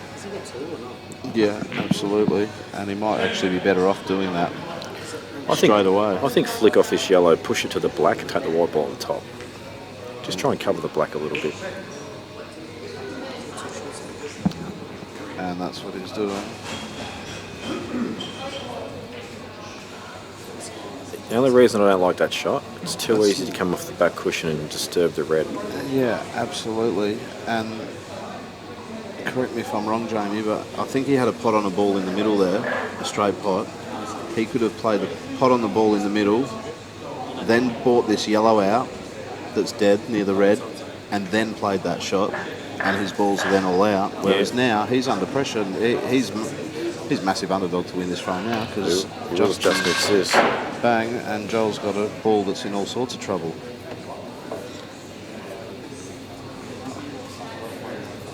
tell I'd you like what, to see how's that his- again. I'm sure he had a pot on the middle, and that's a bit of a misread of the game. How's his angle? There might be a chance to get this out here. Fair break, red yellow ball. Oh, he's missed it. Missed it. Second bite. Second And it would bite. be once in a blue moon, Jamie, for me to pick something that Joel missed in a game of pool. I understand that, but if he had that ball in the middle, surely he had to pot a ball, bring his yellow out, Yeah, no, I agree with you. and there. then play that shot to open the frame up, and Justin's pretty much lost. Yeah. It's the kind of thing I'd do.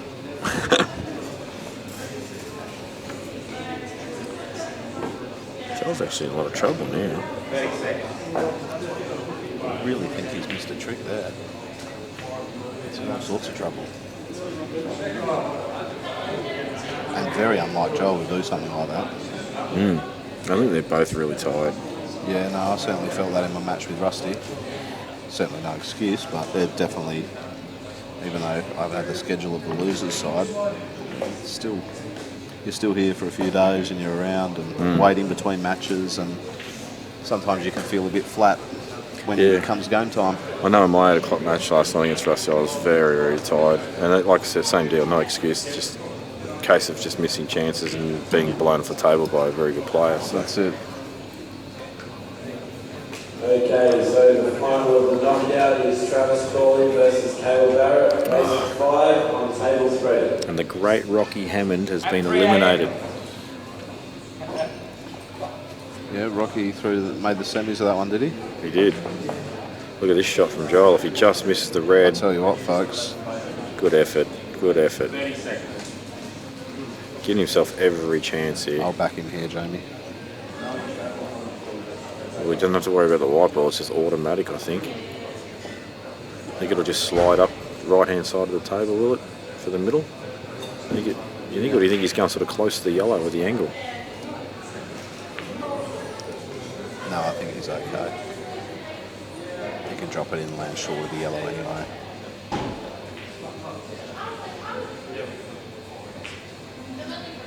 No, he was going into the yellow. Well, that one missed pot will be loss of frame, you would think, but it was a tough opportunity. Gave himself a chance. But that shot that I'm bringing up again, Jamie, that was a pretty much win the frame or lose the frame shot before. And unless that was a magnificent effort to get on that ball, but he should never have to, in my opinion. No, that's right.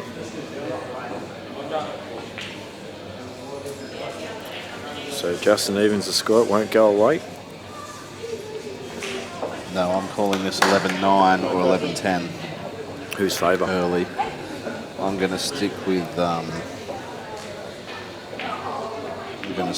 my snooker partner in crime, Joel. I picked Justin at the start of the Although I match. say that, Joel learned to play pool, I think, before he learned to play He did, snooker. he so, did, yeah. He was in the Victorian team when he was 7 or something, wasn't he? Definitely about 15 or 16. Yeah, I I think even younger.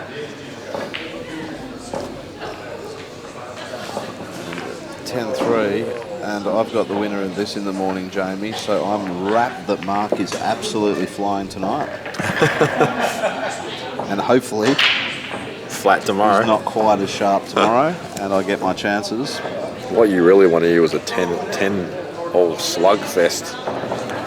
So he was a bit more drained. Well, it's not that late anyway, so I'm not too bothered about that. I'd actually rather him play his very, very best tonight. Yeah. It's rare you do that twice in a row. The law of averages.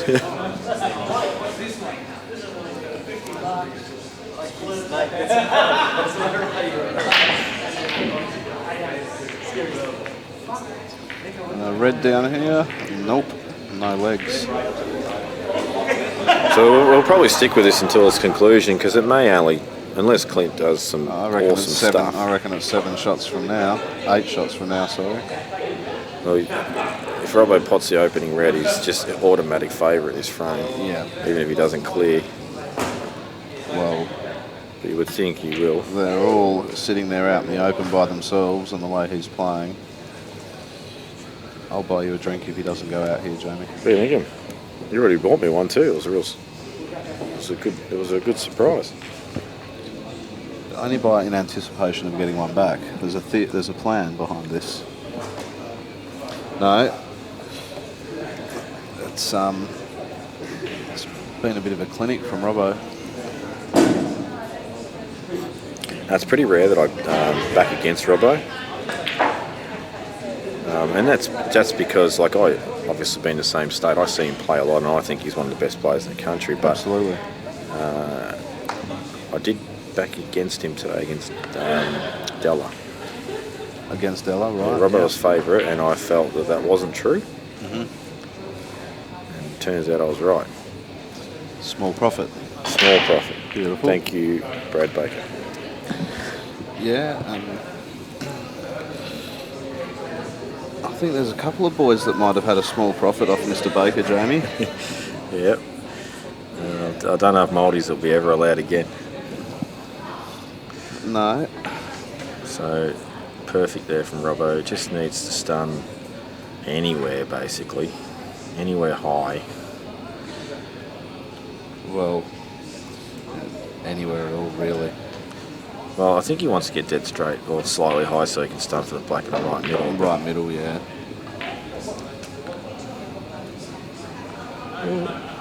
Oh, he's dead straight, or just off dead straight. He should be fine here. It's amazing how much, one of the things I noticed from crossing over cue sports, Jamie, is when you're playing with the small white ball, it's amazing how much you can change the line, the angle that the little white ball is coming back on when you're screwing it by pinching a fraction of the pocket or hitting it a fraction to either side. You can really change the angle of the shot. Oh, okay, that's smart. Goes to the top corner. Very, no work required at all. Very clever. Didn't even see it. That's why he's out there and I'm not. Yeah, and I'll see you in the morning, Robbo. Well, that was pretty impressive, and even some well claps played from to some Marc locals. Robertson. Yeah, not a lot of locals clapped that, but a couple. So only one WA man remains. That will be you. Yes, well, You need to carry the flag into tomorrow's play. I'll do my best. That's all you can do. Meanwhile, 4-all. They've played 14 frames, they've played 8. I'm happy to be the sixth favourite, Jamie, out of the 6 left. That's just how I like it.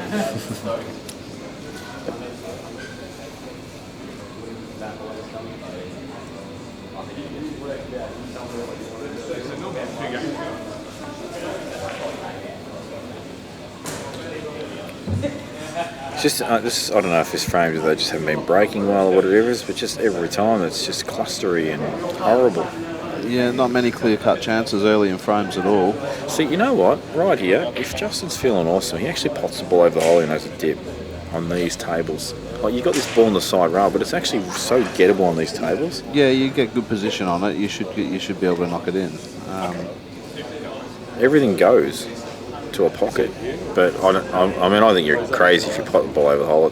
But I think there's a gap underneath it as well for the yellow. Yeah, well, that changes it if there's a gap there. Hang on, he's on yellows. I've just misjudged. Oh, hang on, Johl's. Oh no, that's a very, very good double. That's a great shot.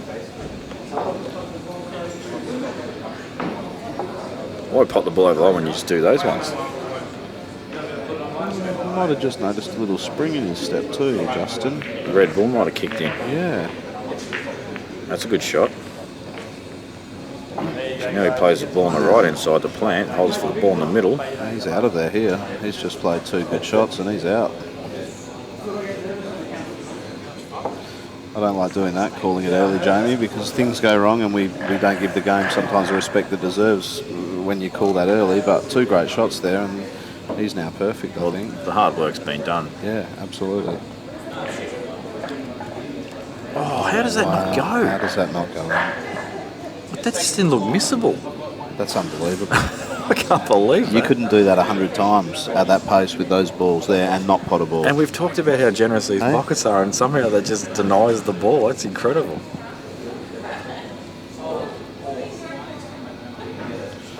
Well, it'll be interesting to see if he gets up in this frame because those things can change momentum and mindset and If you win the frame, you put it straight out of your head. If you lose the frame, sometimes you don't put it straight out of your head. And Yeah, you go. a couple how'd other that ball frames, not go? yeah, a couple of frames can slip by with a dry break or a master break, and you're still thinking about the shot 3 frames ago and how dirty you are to be 3 frames down instead of 1 down. Yeah.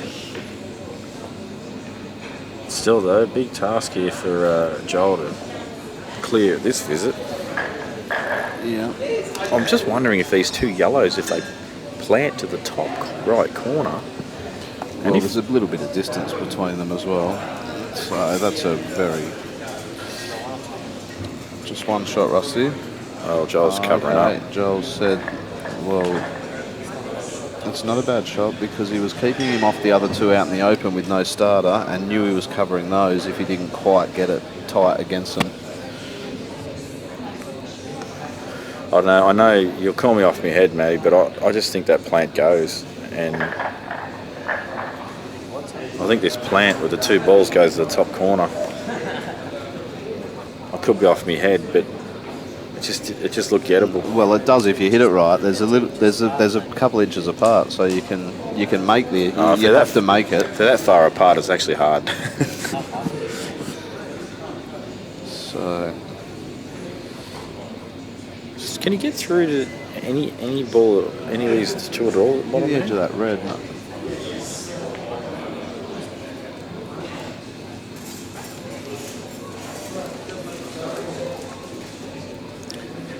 I'll tell you what, Steve Hale, we can't not give him a shout out for umpiring this match. He's nearly fallen asleep, the poor bloke.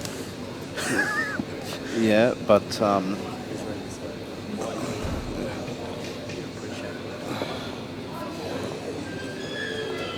no, great effort. I was just kidding. Great effort, and especially for the live streaming. I think it's great the stream matches are umpired. They're not all umpired here. It's just the stream matches. And I think Dan's only done a lazy 2 days of 12 to 14 hour shifts behind the screens. Yeah, well, if that's Just a standard day for Dan Lynch. if that's all he's doing, he's getting overpaid. I'll look out now. Well, no, the arena's falling apart here. So what's Joel up to here? He's playing another little drop snooker, is he? He's just pushing another yellow. Geez, I'll tell you what. Well, Oh, this is trigger pulling time. sure is. Oh, I think that's on, and if it's not, you can play a little bit of swervy and just you only have to get it in, get the shot. Yeah, he's got to get out of there. Exactly. I think it's okay because if you play the shot and just cannon the yellow, you'll make more room for yourself. I think he can hit it. You know what? You can probably even get through this red on the left-hand side of the table. He's not playing it.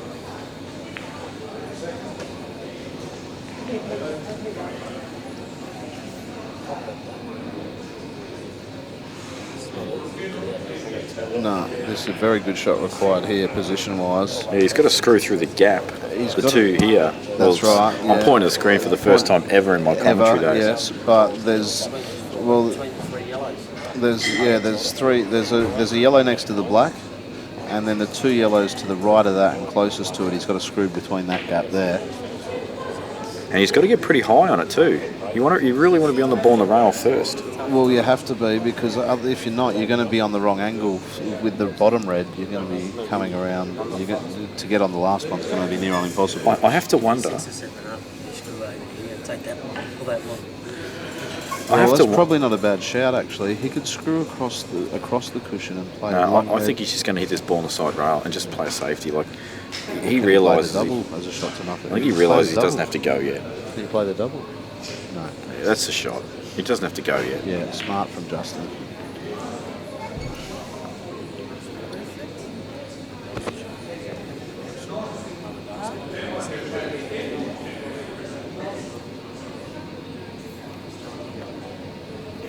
And now Joel's covering right up. That's well played.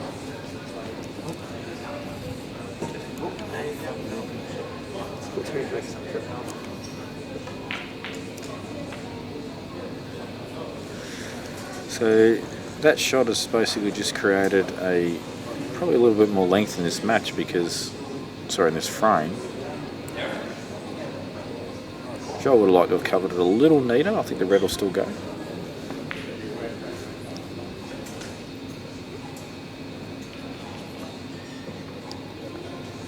And meanwhile, on the other live stream table, we've got Blancs Comp final between Travis Crawley and Carl Barrett.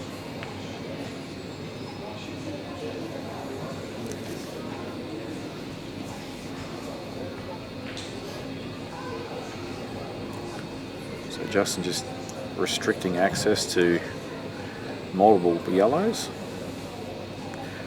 making sure it's tough for Johl. He doesn't want Johl covering that red up with the other yellow as well, so it's completely smothered.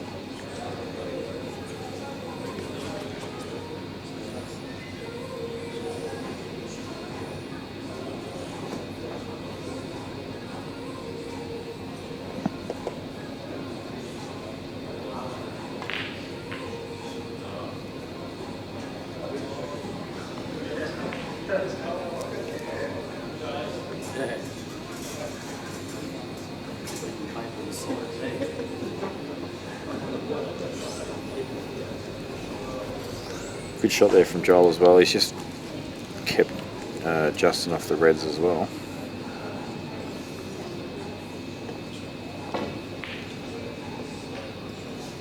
Oh, I don't know if I'll be happy with that if I'm Justin. So I think we're going to see some smotherage of this red a little more now.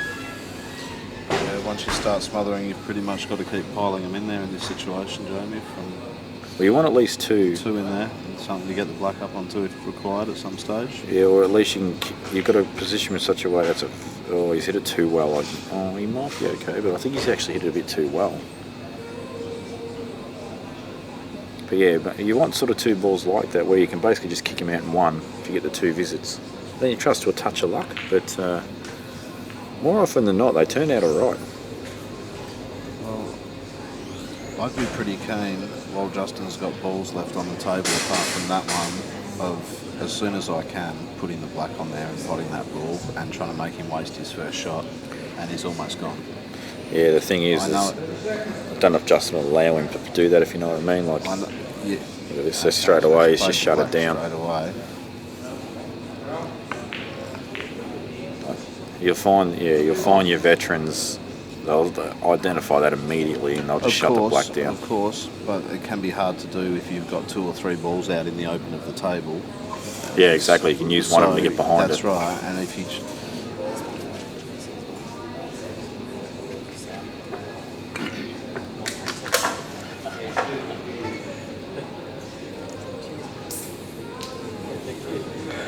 You know what, Matty? If I'm Johl here, I play the double. I try and get it over the kick. If I get it neat over the kick, I pot in the red. Yeah, absolutely. Yeah, great call.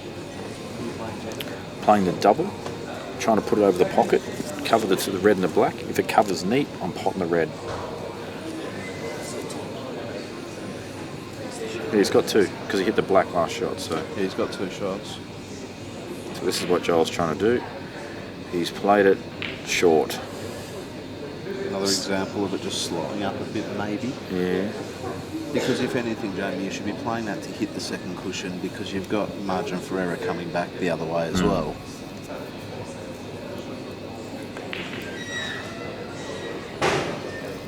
So now Joel's got to reevaluate.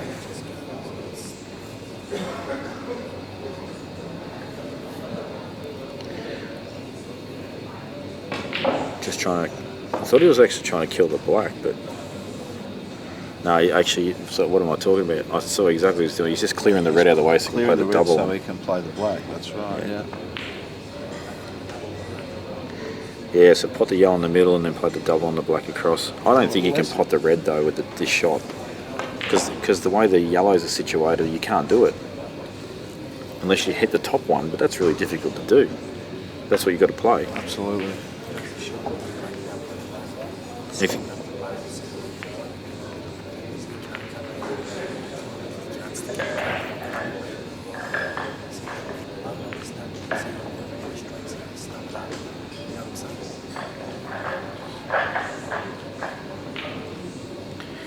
That's too short though.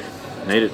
No, that's good. I think. I don't like stunning this at pace because you're relying on perfect contact for the black to stay there. If you hit it slightly thin, it comes out.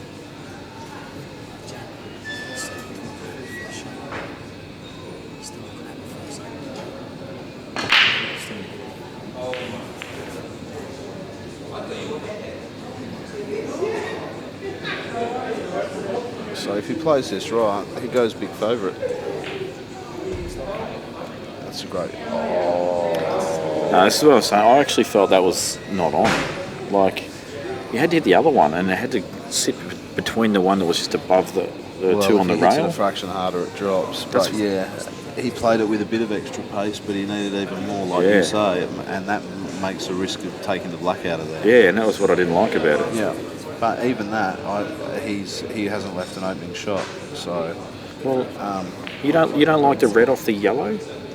Just punch the red off the yellow that's above the two other, like above the two black and the yellow there. Punch it off the yellow, get the plant, hope they both go in. yeah, I think it's a bit trickier than that. I don't know if that's that straightforward. Could do that. You could just make sure you eliminate both reds and just leave the white at the top end of the table. Justin says, I'm going to play this double and miss it.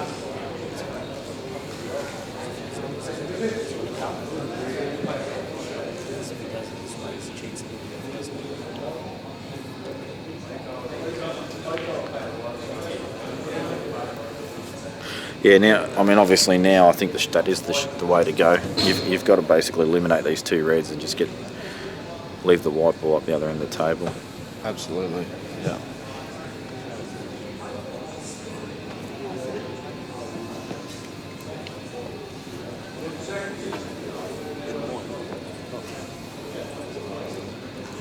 It says 9:30. You're young. It said 19 years. I'm staying. I'm going to get some good. Yeah, so Justin's made the decision now, I think.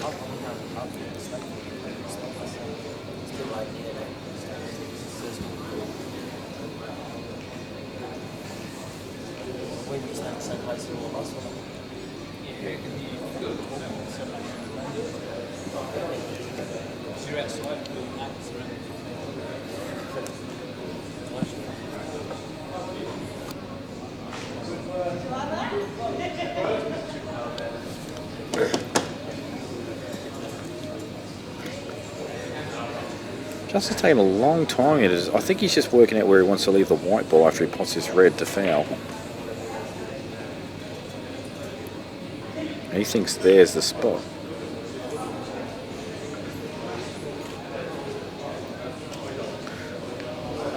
It's an interesting thing, because this is basically a putting yourself in their position type scenario, and you might not think of all the things your opponent will think of where you choose to put the white. And that's a great point. That's something that I probably have to think a little bit more about than others not playing the game all the time, Jamie, is that you really have to process those. If I play this shot, what's he going to play? And then, okay, I've got option B. If I play option B, what's he going to play? And it's the outcome that's the most important thing. And the interesting After the thing second shot is the important. It's not what you play, it's what the next shot that you play. Yeah. And the interesting part there, Justin's looked at both sides of the tables, didn't like either of them, says, I'm just going to play it here. It's really, I don't know why I didn't like the right-hand side of the table.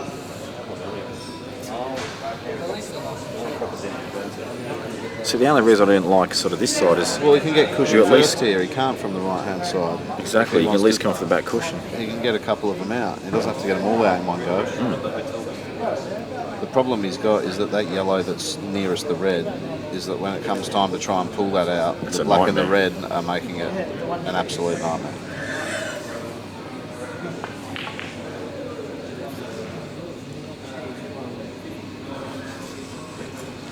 Hasn't really helped him.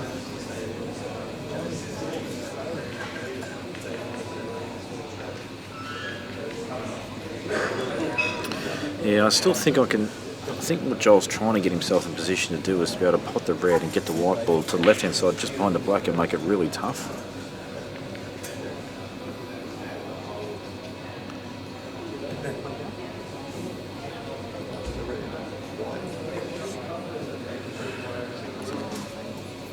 I don't reckon it's enough angle. Look at this shot. That's actually a very good shot. get to the side cushion? Well, no. You know what I think he's going to do here? I think he's going to shoot right across and try and double kiss it out. Yeah, I think he has to. And just trust to a little bit of luck. Yeah, well...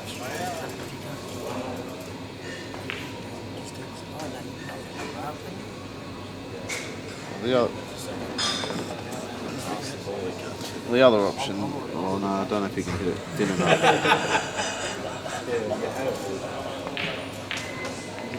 Okay, he's going for it. And he Needed more pace. He needed to give it more than that.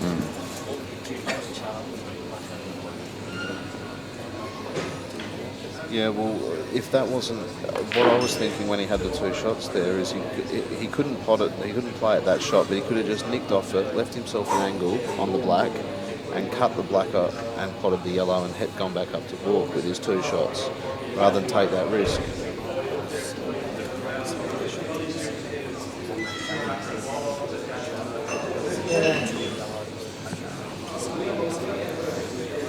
Yeah, and Rusty just making a good point that apart from the shot I said. Bad shot. No, bad shot. And if he was going to, yeah, well, he's changed his mind after his first visit, which is understandable.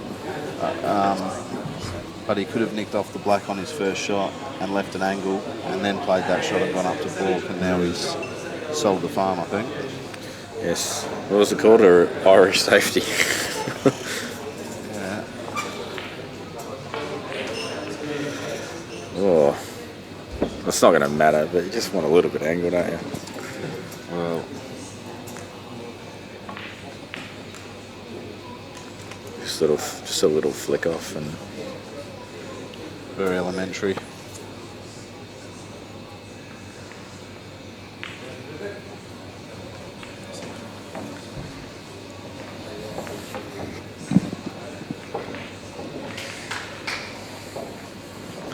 Five for Johl.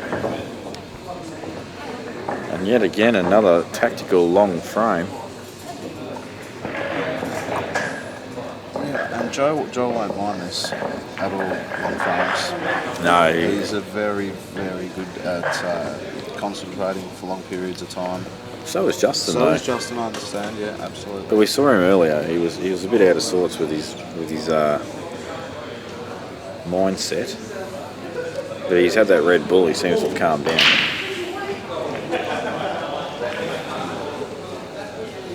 It's come up dry. If you really want to get in Justin's head right now, all you do is just take a toilet break and take like 8 minutes. Yeah. Maybe me and you should have tried that when we played Rusty Time. I was actually spewing, I was on the stream, because if there was no umpire, I was just going to take 5 minutes a shot against him.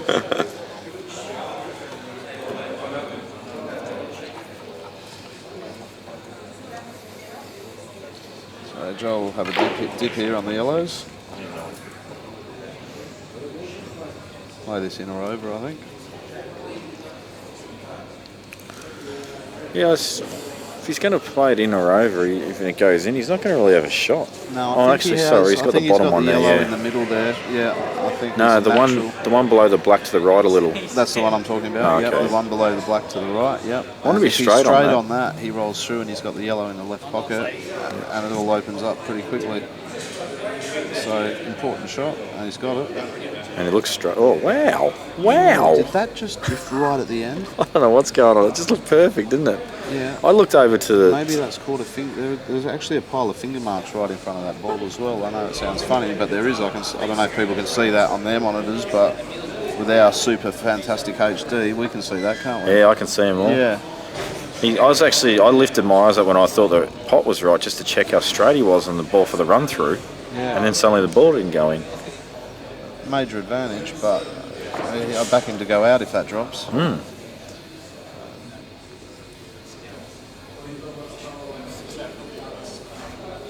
Still in control though.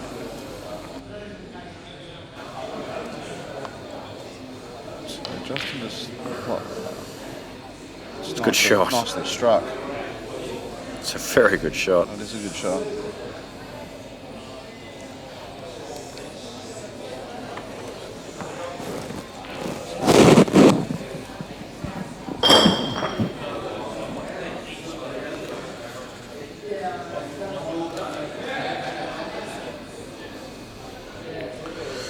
So there's only one other issue these guys are going to have to deal with now from the remainder of the evening, and that's the rowdy patrons. As the night goes on, obviously they tend to get a bit louder.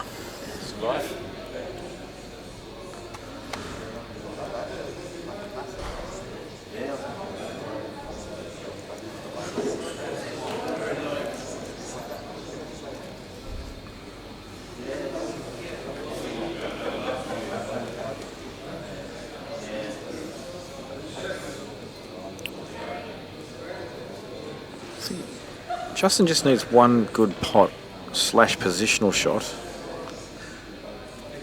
and he can sort of manufacture an out, but it's very, very difficult, and where that cannon has just put that red makes it even more difficult. That's actually become one of his biggest problem balls now, and I actually don't see a way home for him here.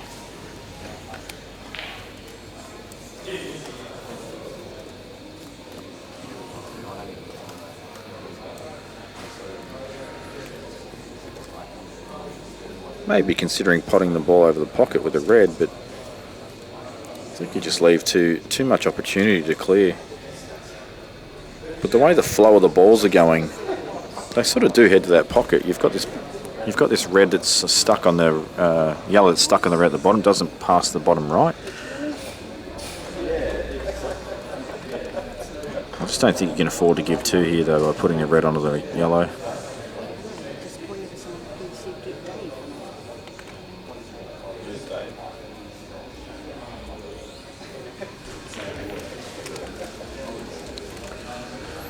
Well, that's just created a little bit of traffic now for Johl to have to deal with.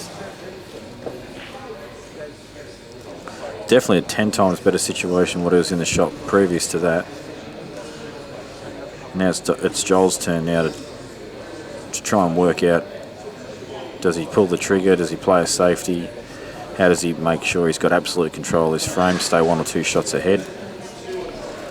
He's going to play the cannon straight away and get that yellow out of there. Probably underhit it, you would think. Wanted that yellow centre table.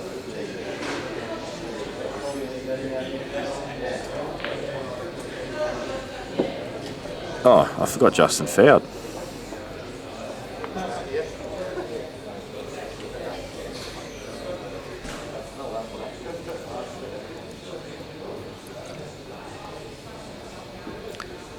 Key shot coming up here. 1 of 2 in this out if he chooses to take it on. That's underhit. That's slowed down massively.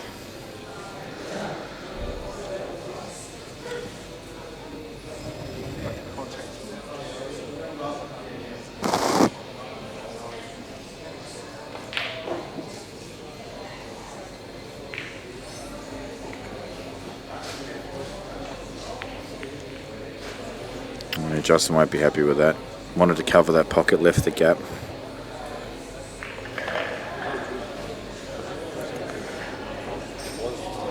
Not sure if there's too much angle or not to be able to pop the ball in the bottom right corner and screw into the little cluster of black and 2, the combination of red and yellow.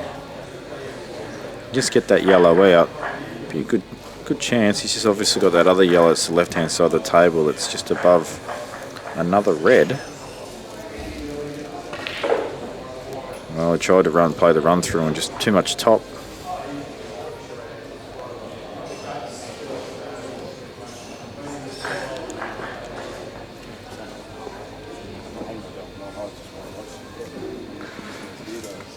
It's okay. Back from a little pit stop. I think he's going to try and get in this little cluster again after missing at the previous shot. No, well, he hasn't hit hard enough to do that, so this was the shot I was thinking without actually saying it, and that was to pot this ball and then just open it up and play a little safety. And you know what? I'm actually really happy Joel decided to play a shot because I've learned something there, because I would have just pushed it to the bottom rail and left the white there.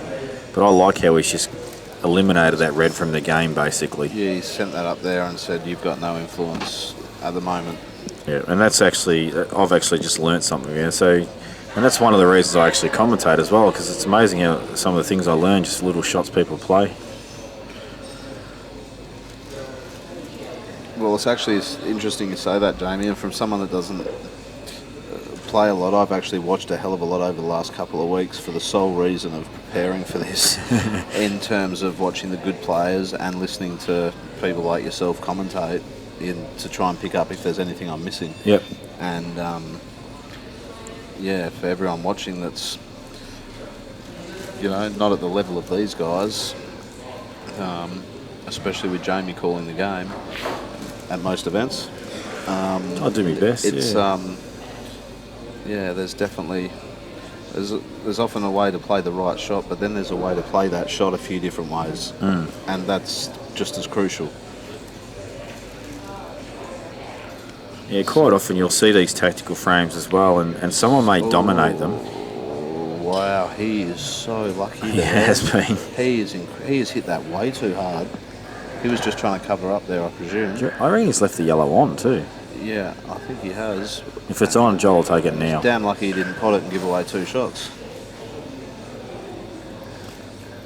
Yeah, often you'll actually see safety matches where one person is actually dominating the match through safety, and a lot of the time it's not because they're a better safety. Like their mindset, the way they think about the game is better. It's just the execution of key tactical shots Absolutely. is played better by someone else. Yeah.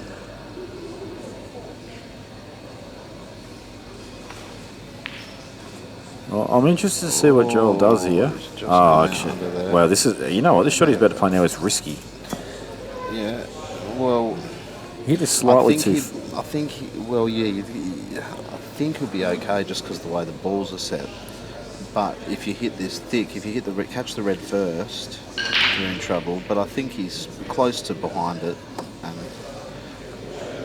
can control it. But the question is he just off straight on that yellow and can't quite drop it in dead way and stay on the one to the right of the black? Do you reckon he can actually play the stun shot and pot them both at the same time, and then just hold for the last yellow? He's not even going to bother playing it. That's how much he doesn't like the shot. No, he doesn't like it at all. I think there's too much risk in it. Yeah. Actually, is he playing the billiard shot? Surely he's not playing the billiard shot here. They're black's in the way anyway, isn't it? Okay. He don't like it. I sort of don't blame him there. He's in complete control, and it was risky. Yeah. And very hard for Justin to get a red on top of that yellow and move them the way the balls are over that pocket and cover it up, which is, I'm sure, what he'd like to do. He's just going to just going to cover it properly now. Okay, and I've just learned a shot. Well, probably not learned a shot, but seen a shot that I didn't see looking at the table there to cover that ball, play that screw back, and of course now put this in front of the yellow. Yep. Yep. Key's leaving him off the other reds here as well. Yeah, you can't play the closest one because it's too close to the yellow. You'll pot it. Yeah. He's actually not to play that great. Okay. Yeah, no, he couldn't bring that out. Well, he probably could have. He was probably better off playing that one and just playing the little double kiss on the red, dead full, and just bouncing it back out a fraction more than it is. Problem is that red's actually a decent amount off the cushion than what it looks on screen. Would have been hard to play that shot. Actually, right, I'm just looking at the table now. Yeah. Yeah.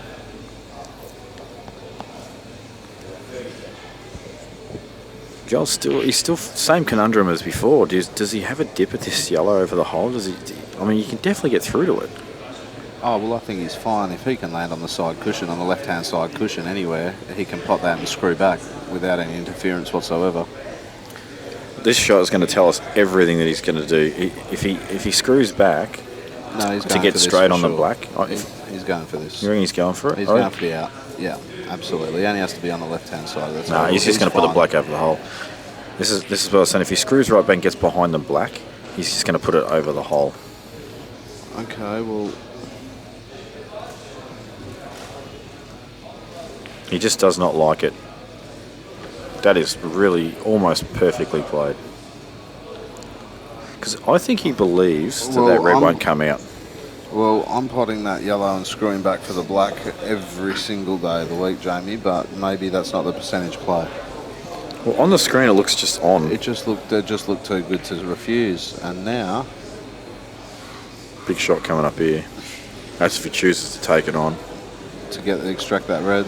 Well, yeah, play the double off the side rail into the other one, bring them Yeah. out. But these two up here are sort of a problem. Well, they're actually not. You just got to get high on the table. One goes in the middle, you're right behind the other one. They're Yeah. not that bad.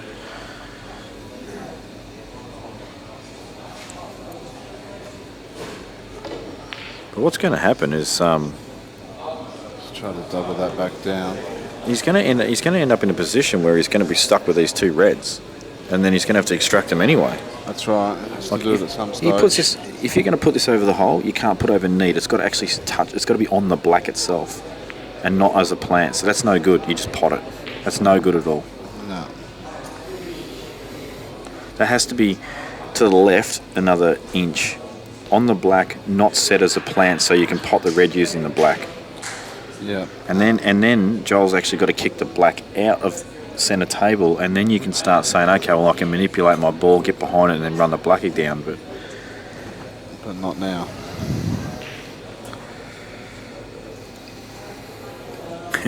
And Joel's just looking, he's going, okay, I want to put this red, but I don't want to accidentally cannon the black, so he's right behind it to play the black across under the yellow. So he's going to play this little soft stun. No, he's just going to roll. He's happy with it.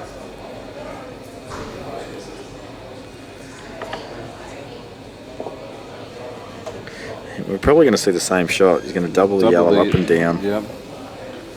The red, sorry, not the yellow. He's going to try and sit it near the hole, but this time, like I said, he needs to get it on the black, and it needs to be not on a plant.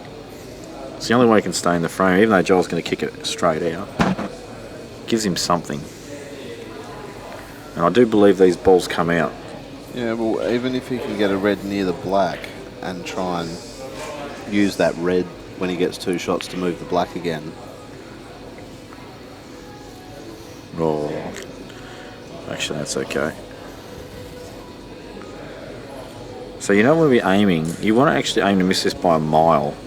So the red ball's really hitting the cushion about halfway down. Yeah, sitting at half ball on the black, so to speak. Yep. Cutting the black, but stopping the pot on the black, but Yep. making the red potable. Well, that's interesting. He just said there, well, I'm definitely not letting you pot my red. I'm actually wondering why. I'm trying to understand his thought process and why he's put the red there. What his reasoning for that is. I certainly can't help you, Jamie. I just don't get it. I don't understand No. the shot. Because that's all I do too. I just push the other one across and just make life really difficult.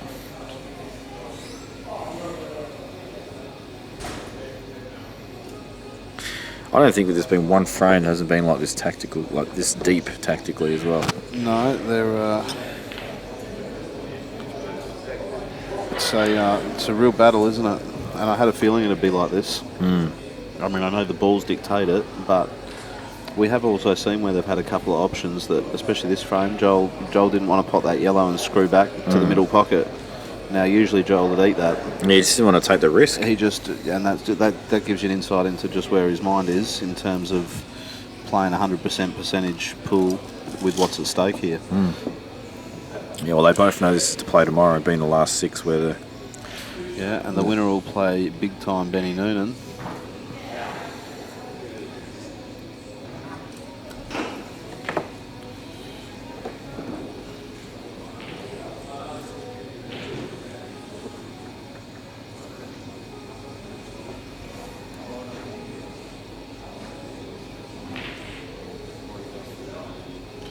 So going to put this towards the black. Yeah. Another really good opportunity Now here. he's got close control. He can try and... Do you know what I like here? I like playing this red into the side rail at pace and trying to kick the black over the other side of the table and just put it in the area of the yellow and the reds. Yep. He obviously just doesn't want to leave Joel a shot of potting his ball after this and controlling where he believes the white. So, I just don't understand why he keeps putting it on the back of it like that. I don't get that. no. Should we stop the match and ask him, Jamie? I don't know if he'd receive it too well, to be honest, right now.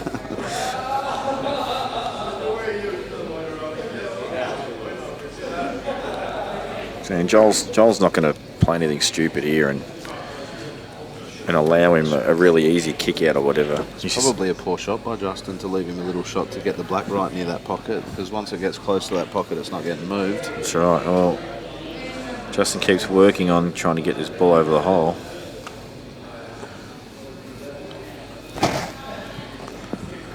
I think Justin's end game is he's confident that he can kick that red out near the yellow.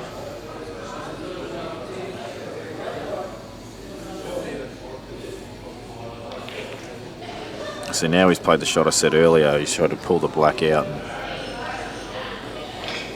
Now, does Joel put his ball here? I don't know if he can get back up to baulk, which is probably where he'd want to be.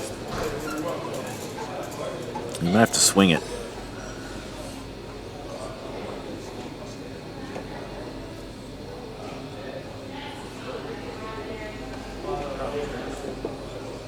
He's actually learning a lot of left-hand side, is he?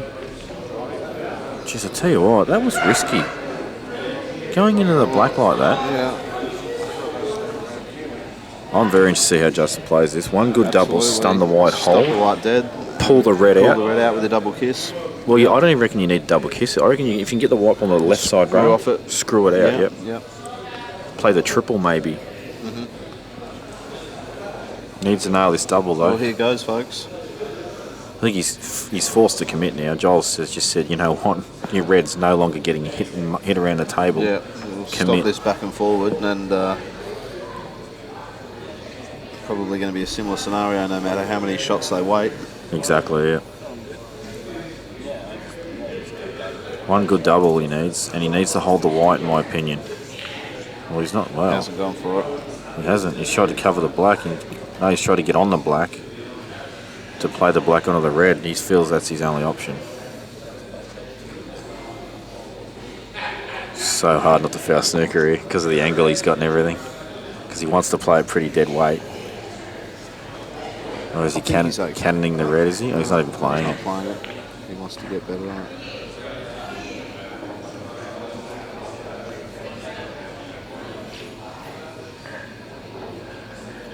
So obviously here, Jamie, he's trying to avoid leaving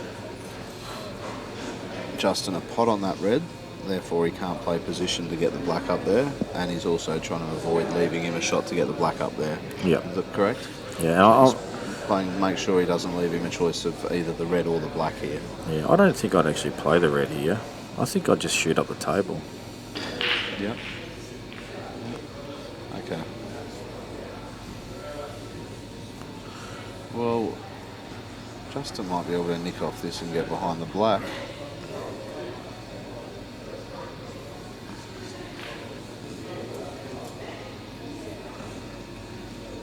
Still not 100% sure now what Justin's end game is, whether he feels like he can bring the red out or whether he wants to get behind the black. Well, from the last shot, it looked like he was maybe thinking the black, didn't it?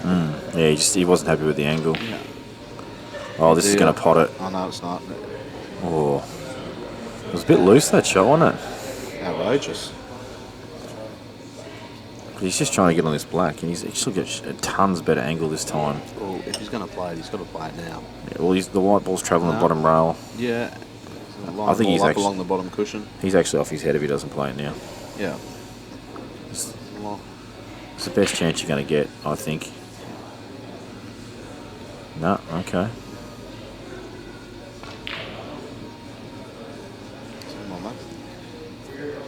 Well, that's put it in a worse position for him. That's a horrible position. Yeah. It's almost impossible to get it right now. Yeah.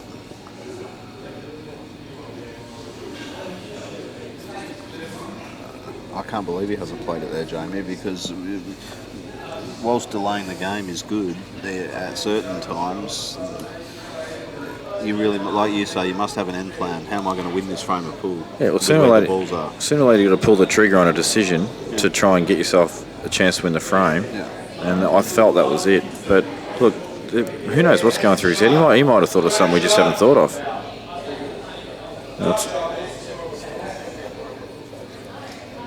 I'm not sure who that support's for, but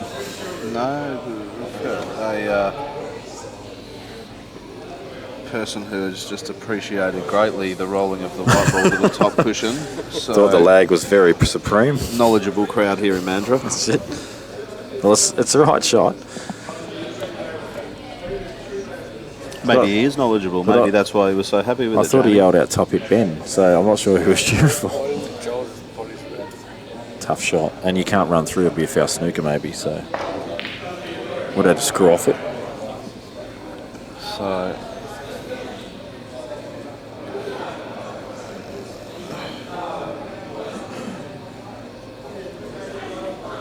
So this is getting to a point now because Justin's denied that shot from earlier, where Justin needs to keep not leaving Joel on a pot for the red that's right. to get the white ball bottom rail.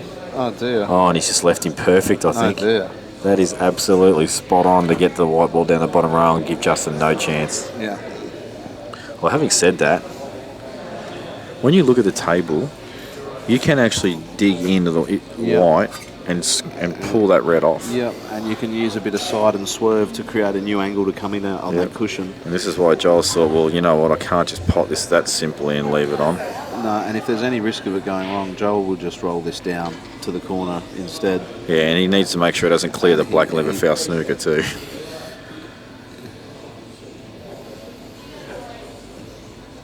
I think he's potting it. No, he's not, because his chin's not on the cue.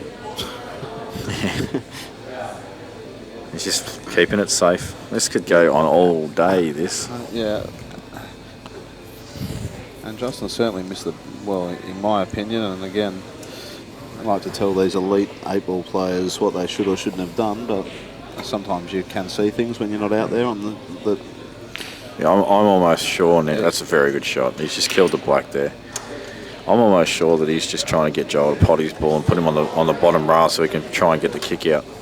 But if you can get the white ball, Well, I don't think no matter what Joel will pot his ball. I think he's already told us that. Unless the black is dead on. I think you'll pot it if you can get the white ball to the left-hand side of the bottom rail, like I say, a foot from the red. It's almost impossible to come from the side rail then and kick it out.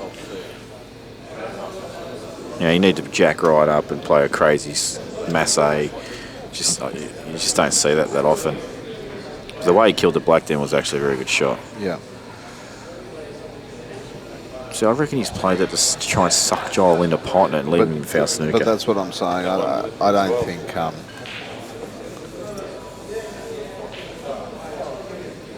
I don't think Joel's going to pot this yellow.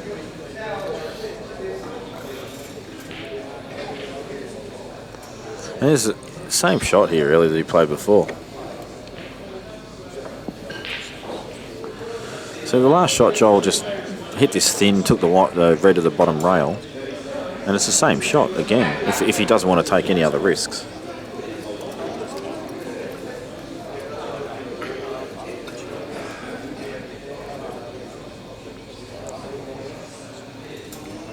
So he's gone the other way this time. He's decided to.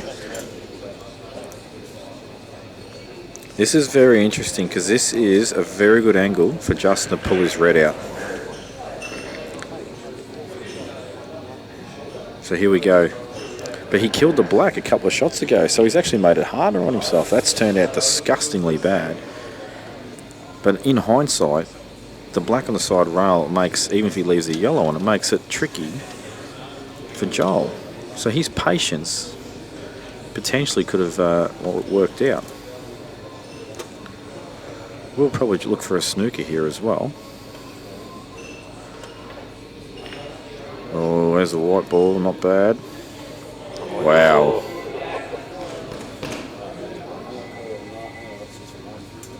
Well, hasn't he turned this frame around all of a sudden?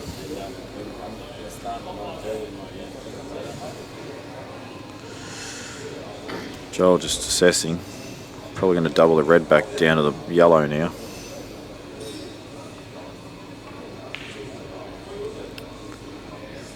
That's a very good shot. Well, actually, it's a chance for Justin. It's a tough chance. Very thin cut. Or he could play top to the top corner. He may have to stun off it though to avoid the in off.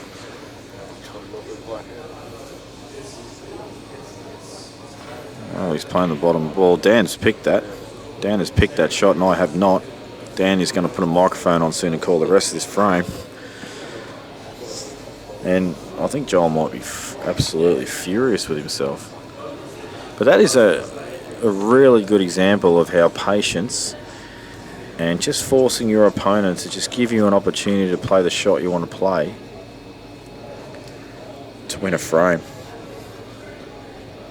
And the other thing too is when he killed the black a couple of shots earlier, it just gave him that comfort zone to be able to pull his red out and then get the snooker. And this is the result. He's got a chance. I don't know if I like this. I think you've got to play the tougher ball first. You serious? So, I'm just finding lines. I started before me and Travis scoring.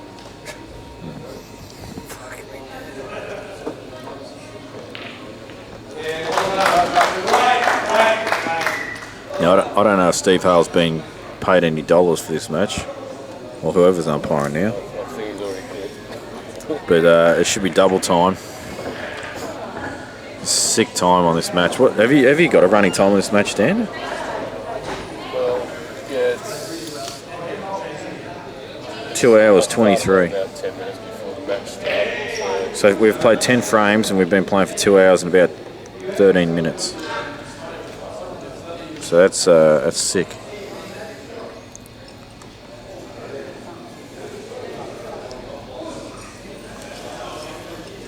So now, can Johl respond? It's a big break and no ball in. And I'll tell you, I don't know how the top players have been going with the breaks. The guys are still in the tournament. But I actually am not renowned for having the best break in the world, but I had enormous success today with powering through the pack and screwing off to the bottom rail. Just seemed to get really good spreads.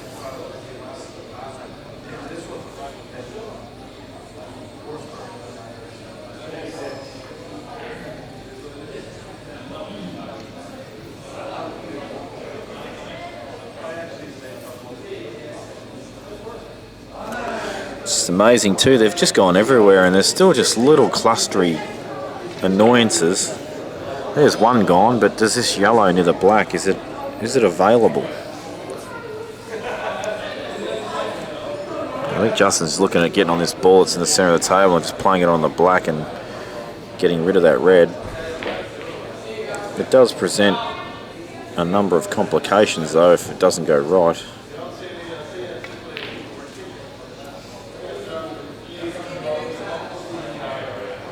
Well, maybe it does go, because maybe he was trying to hold for it there. Jeez, I'm just looking at the table and I'm not sure that goes at all.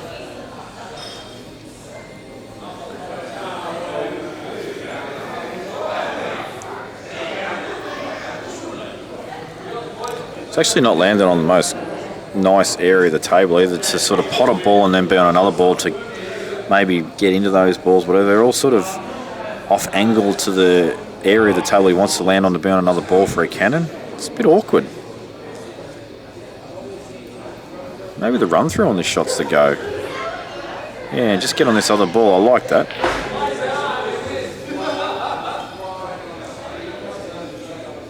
May not have hit it hard enough, just looking at his facial expression.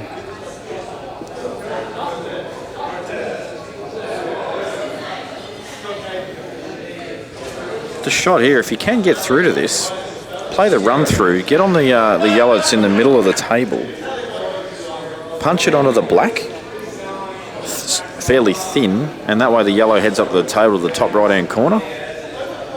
Well, he's actually played that with a bit of side to create the pot, so it wasn't dead straight. And he's just lost the wide a little. He wanted to be straight on this yellow to play that plan.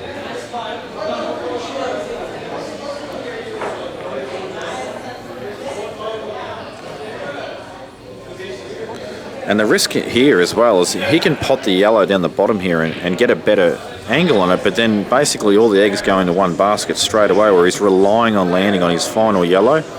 The black's a pretty good chance to go to the side rail and not really be available as easily. So this has a lot of issues associated with this out.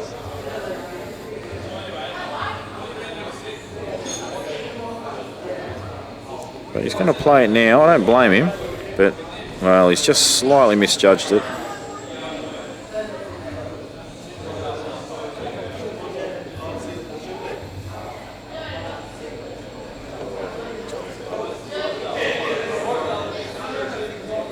Johl just wants to get behind this red that's centre table, punch it into the yellow, open them all up. And he's going for it straight away. He's just underhit it a little. Should be okay though. Do expect him to play this with a little bit of power. He'd be really, really stiff to punch the red off the yellow where it will cannon the black and come off the red. It'd be really stiff for it to come off thin enough to create the angle to pot the black in the bottom corner. But it is something that I've seen could possibly happen, so probably won't hit it that hard.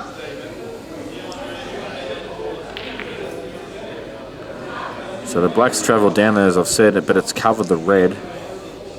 That was also another issue as well. You know, you hit it too hard and you wanted to open them up, but at what cost to other balls on the table? Now it's not all bad. If you can eliminate these two balls here, get on the red that is almost the most central on the table. That'll be second last ball. If you can get an angle to just drop through to the right hand side of the table so he can play his final red, bottom left. Sounds really simple, but you've actually got to have spot on white ball for the next 3 shots. This shot is absolute key, and the shot after that will be key as well.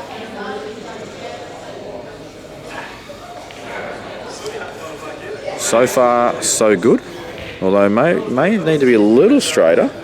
Having said that though, he probably has a really good angle now to stun between yellow and red and play for that dodgy ball now. In fact, I think he has to.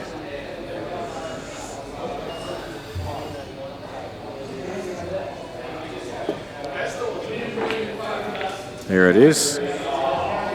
Underhit it a touch. Wanted to be off the rail more than anything. Now the screen represents this to be really nice and straight. It looks really good. And I can promise you it is not. There is a bit of angle on this. And even rolling it in, the white ball will travel sort of near the black. Not so much danger of potting it, but the hampered cueing on his final red if he was to just try and drop it in. There you go. Dan's just said, there's the angle. That was real quick work there, Dan. That was very good. So I think he's got no choice but to roll this in. Unless he can clear the black. Well, he could. And now one good pot required from Johl. A lot of top on that white then too.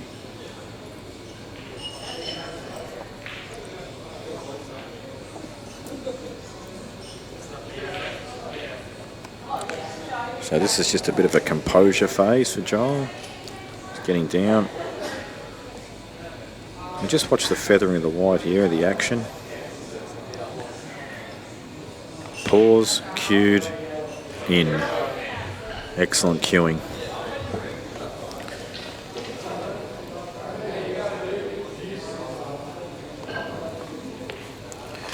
And Johl takes the lead again. You just missed the quickest frame of the match.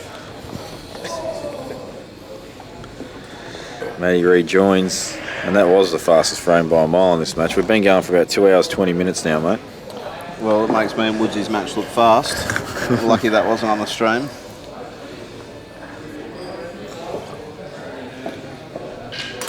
I did have a 4-hour match with Travis yesterday as well. I'm glad that wasn't on the stream. Well, that's only because you were both rushing. So Justin with a break and nice clean connection. Great control of the cue ball there. No side on it, Jamie, at all. My break, side everywhere. I'll tell you what, I think I've hit him clean and the white's just doing 100 revolutions a minute. So again, for something people watching at home, you know, before you start trying to hit the brake too hard, try and hit it with outside, and as you get better at it, hit it harder. I was actually just commenting while you were gone. I've actually cued the break better than I have ever this weekend, or more today, just by screwing off the white dead straight in the back of the balk line. Yep. I don't know why, but it's working out beautifully tonight. I was getting good power, and I break with my hand on the table as well, which I think probably I'm the only person straight that does it. Or at least that plays in the tournaments anyway. I can't think of anyone else that does, but I'm sure I'll get a message if I'm wrong. Yeah, well, a lot of the American players do, but they use the loop bridge. Yeah, and I can't use that. And no, I've tried that, and I'm lucky to hit the white. It just feels horrible. And this might actually elevate itself as the fastest frame in the match if he gets these. Yeah. I'll back him in here, Jamie.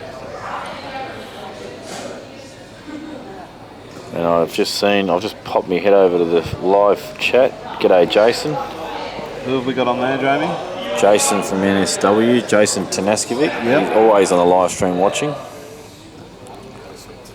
Oh, sorry, ACT, not New South Wales. I get confused because, you know, New South Wales has so many states playing for him these days. Yeah, the rumour is they're flying in a couple from Papua New Guinea and the Solomon Islands and a couple other Pacific regions.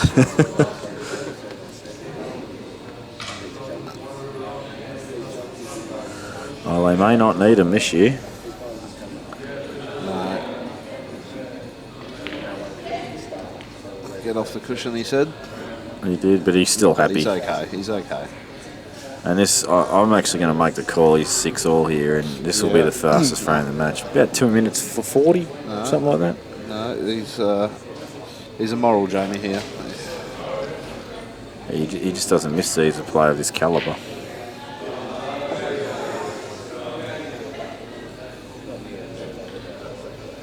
Anywhere straightish is fine.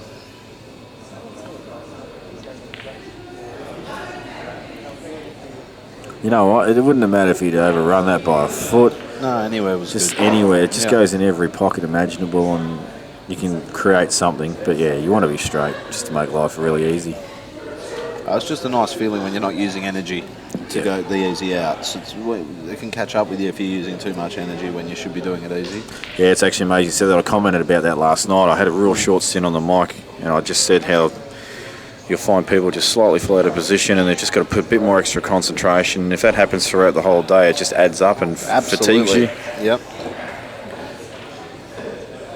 And I certainly notice even playing against Rusty, but watching him a lot on live stream and everything, he's just a classic of using no energy. Yeah, well, I don't think his gas tank's that large energy wise. So no, he's got it sorted. Nothing like knowing your own game. That's it. He makes sure he doesn't use much. There we go. There's my business that I work for, the Pool Table Man. Designer Billiards from Sydney, Grant Meadley. Billiards in Adelaide. Dynamic Billiards in Melbourne. And Top Shots in Queensland, all supporting this event, and our Pop Black Family Pool and Snooker Centre over here. So awesome from the sponsors, and anyone that's out there looking for pool tables or Q Sports equipment, try and find one of those sponsors and that are supporting the game, and any other companies around Australia that are supporting the game. But absolutely. And at the end of the day, it's a fine line between sponsorship and donations, Jamie. No, you're spot on there. And these some really comps good don't people happen. putting some money in this tournament with not really any return on investment, so to speak. But they're happy to help out when they see the professionalism of the tournament and the calibre of players and everyone dressed up and clowns like me and you on the microphone. Well, yes, we've got to play our part, mate. Yeah.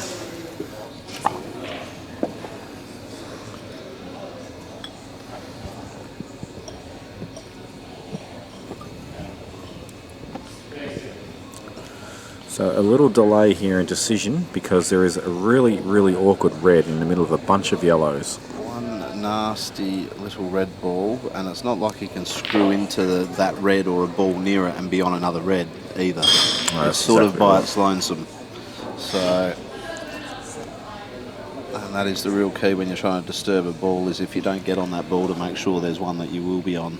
Yeah, you'll have a linking ball, that's right. And interesting to see what Joel's game plan is here. It's actually, these sort of outs annoy me sometimes because you try and work out a plan to get the dodgy ball in the play and it doesn't work out. He's just looked at the spot and he does have a little area to land in on the right side of the cushion to pot it in the bottom left pocket here. I think he's good. Yeah, he's just off straight on this red in the middle. He can lob in there.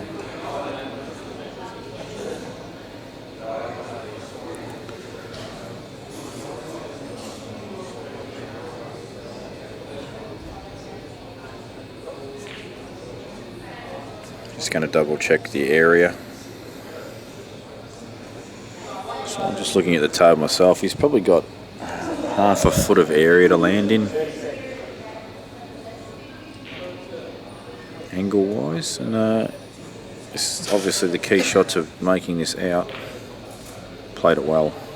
Played it very well. Yeah, well played, Joel. You want to be super critical. You need to be off the rail another 2 inches. You want to be absolutely crazy critical about it all. But the real interesting thing is here now is it's just being on the next ball. Well, I think he's just got to drop it in. And play the long one. Like the one that's closest to the pocket that's further away. So I don't think the other one passed. Just got to leave him a shelf. He can't stun because he's going to connect with that yellow.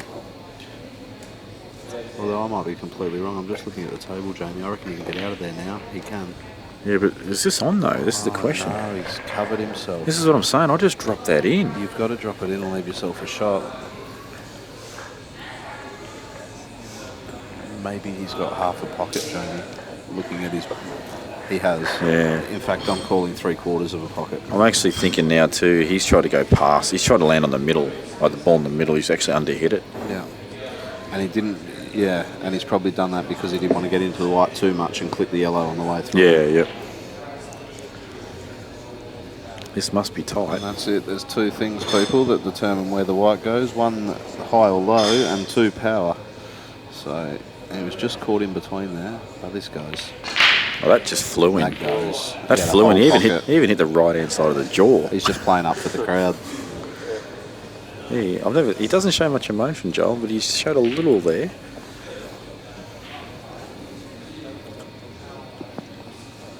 But as this match gets further on, if it keeps going frame for frame, the tenseness will increase.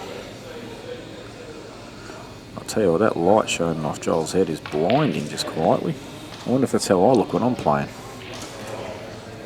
Probably. That's that special wax he uses, Jamie. I don't have any Miyagi wax.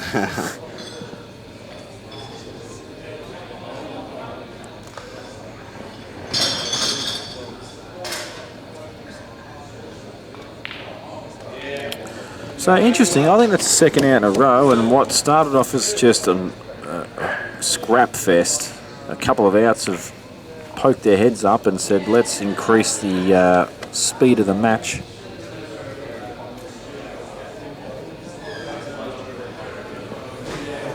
And I think they're taking a quick break, or at least one of them is. So I'm just going to take a quick one myself. I'll be back very shortly.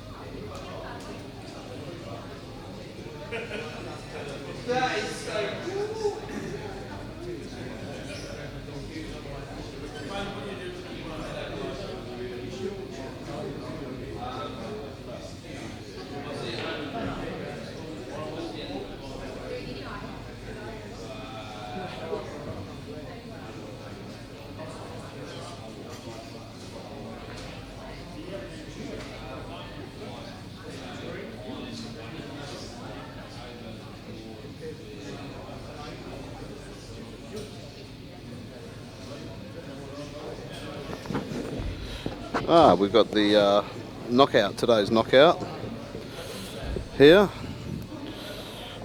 Travis, he got 150 of mine on Thursday night. Yeah, young Kale. And as far as your everyday knockout goes, Jamie, this is one hell of a knockout. So it's a fair effort from these guys. Yeah. There's some great players in that tournament, and tomorrow we've got the Western National Plate. Bunch of Australian reps all playing one another. Yeah, and that's for anyone that's not in the last 6 tomorrow. So that's the hardest plate in the history of world pool. I may rock up and play in that. Red, and Dan will be asking me to not be selfish and win. He'll be asking me to lose immediately. Justin just seeing if those 2 reds that are near each other in the bottom right corner plant and pot a ball. That's what he'll be first looking at, because he's got 3 over the pocket, or 4 over the pocket, plus those 2. I reckon it does. And he can probably make it, because there is a gap there.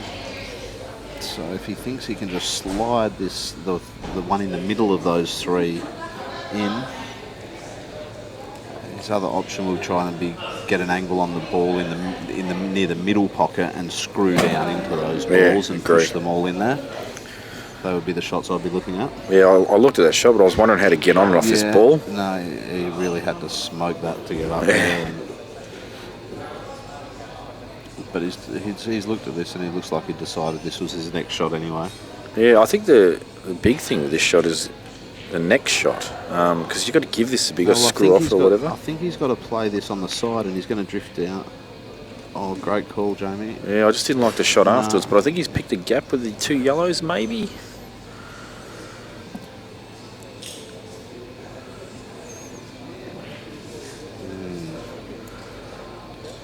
Does he really want to play that ball? He might have to. I think he has to. Yeah. If you can just get out, if you can just clear the 2 yellows.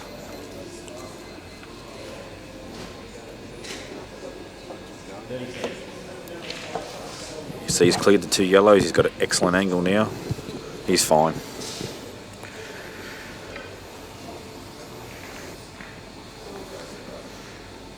Still a little bit of work to do. The negotiation of either choosing to play the centre ball and the rail ball last, or to play the rail ball and play that and come out for the ball, so you've got the easy black. Might touch left hand side on this, but see how actually that's nice. He's got a little bit of angle. I think he can force the white out. Yep. We'll give this a bit actually. I don't think you can just punch this. No, I think you've actually got to give this a fair bit. Yeah, we don't want to be leaving yourself a thin nick on it. Well, it defeats the purpose of playing it last, because you're using it to get on the black. Yeah. Slightly awkward, but nicely played, beautifully played. And I'll tell you, this is another out off the break. So there's been 3 in a row, I believe. And suddenly this match has just gone into another gear. Yep, some open frames and players capitalising on their first chance.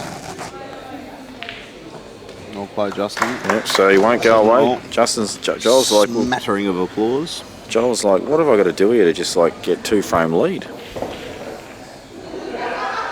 Yeah, well, correct me if I'm wrong, has he been in front? Justin?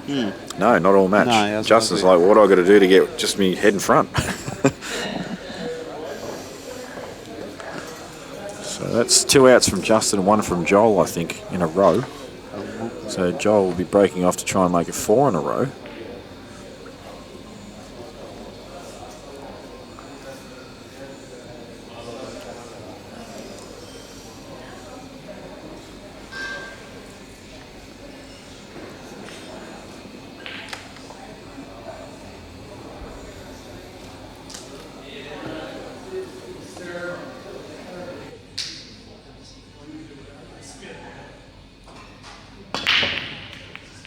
Good shot there of the momentum of Joel's body getting put in the queue. He's hit them well as well with no result. He got them clean. He got a great wide up and down, and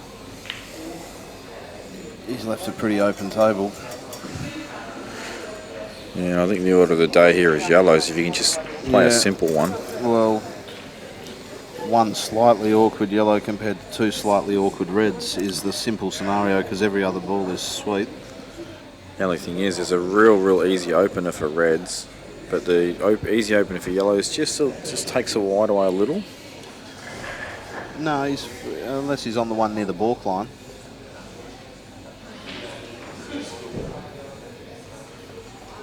Oh, I see what you're saying. Yeah. Yeah. I think he wants to sort of flick this in and just cannon the yellow, but I don't know if it's there. Oh, it's there, all right. Just hit it And he's perfect. had to bounce, so he's got a shot. He's okay. Oh, I reckon he's all right. You flick it in with some left-hand side and you make sure of the angle. And that'll pull the white ball in an area he wants anyway. is he on the one in the middle, Jamie? You're right behind that. Not quite. Not quite. Actually, I should look at that a bit closer.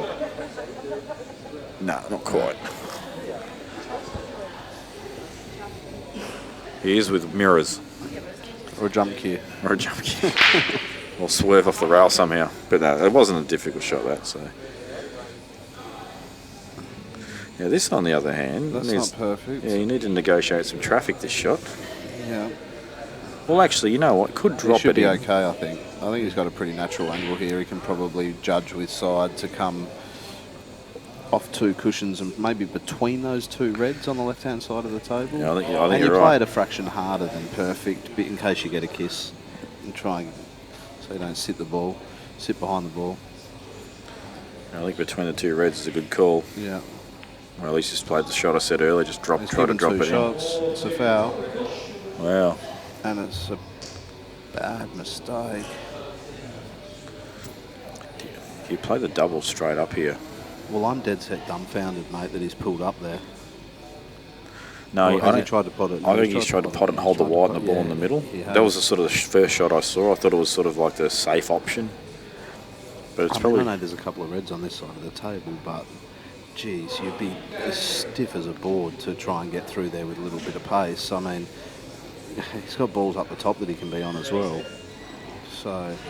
Yeah, I think he just doesn't want to be cannoning it at the left sides of the reds, and the white ball stays on the left side of the I rail. understand that. So I think this opening double, if this goes in. No, it's not. There's a lot of focus on the white there though as well, just making sure he had a shot. Yeah, he didn't want to hit the red any thinner to come further down towards the bottom of the screen here. Exactly. Yeah. And he might just cut this in the middle and cannon into the one on the balk line because he must be on the ball in the middle. Yeah, good And call. it controls the white. Always looking for cannons, Jamie. You are. Too often. Do you actually find yourself I got some advice from young Ben Foster the other week, who watched me play pool, and is many years my junior, but plays more pool than me. And he said, "Mate, stop trying to knock balls off cushions, will you? And just get behind them and pot them."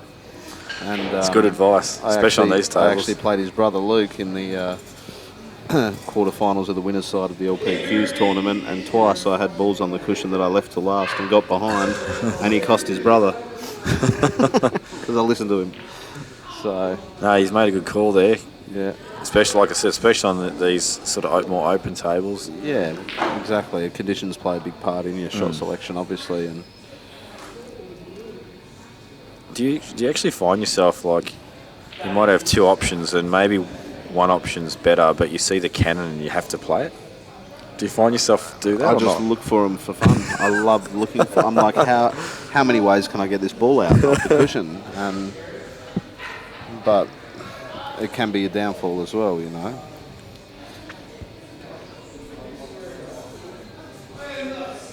I enjoy the part of the angles you can create with the small white, because, like I was saying before, with screwback shots and that, the different angles you make by altering your contact point on the object ball slightly is huge. Yeah, not only that, because it's just a little bit of a smaller. I mean, it does it with the bigger white as well, but more with the smaller. Like if you play a screwback shot and there's a bit of angle, it actually shifts left or right, whichever way. Obviously, the angle's and then it moves back. Yeah, that's right. That's right.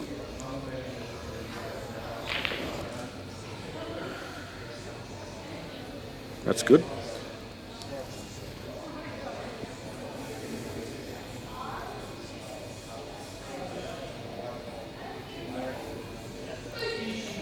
actually has a bit more angle than what he would have liked here. I've just looked at the table. I mean, it's fine, but...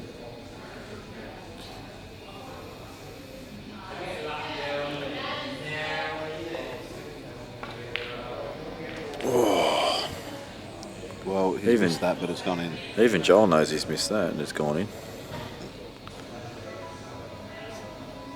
And Justin is pretty surprised himself, I think. He's actually filthy. Anyway, I've seen that happen all weekend on certain shots, so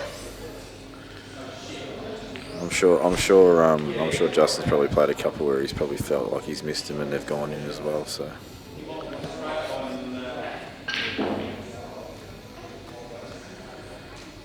But, and that one frames back and forward continues. Yeah, and that was an opportunity miss there from Justin. He had a chance off the dry break, didn't take it. No, exactly. And Johl said, "Thank you." Now it's Johl's break. No, Justin to break. Oh, that's right. Johl did that huge dry break, didn't he? That was Justin's chance to get his nose in front. Yeah. Meanwhile, Travis Crawley just played a sensational shot. Played great timing, Dan. Did you know he was going to play that shot? Yeah. Why is he not in the main draw still? Gave me the nod. That's off its head, 4-2 down. Has Travis ever been known to jack up and screw back to the table like that? Because that's the best shot I've seen this weekend. He's actually got all the shots, Trav. I know he has. He's a great player, and that was one hell of a shot. Couldn't have landed any better. And his wife's in the background just couldn't have been happier to see that shot. Just couldn't have been happier to see Trav play that shot. She had no idea it even happened. Yeah, Mel's got the pom-poms out here for a man in the knockout comp. Yeah, she's put her hair up into a ponytail for the occasion. Yep. Deciding frame too, over there, 4-all. No, 4-3, isn't it? No, 4-all. Oh, they just shook hands, unless they don't know the score. Dan's just missed a frame because we've been focusing on the main draw. Yeah. So Travis has come from 4-1 down to 4-all. 3-1 down. No, it was 4-1 down. No, it was 4-1. Yeah. But Kale has got a sick break. But anyway, we're back on this. Okay, so Not Justin sure why potting 2 reds off the break. Not sure why he ran through that far. I think he's gone a little bit further than he wanted. He might have wanted to pot that and follow through and maybe just run into the middle yellow. Next shot. I know, or not. I'm not sure. Surely he stuns up for the top ball now.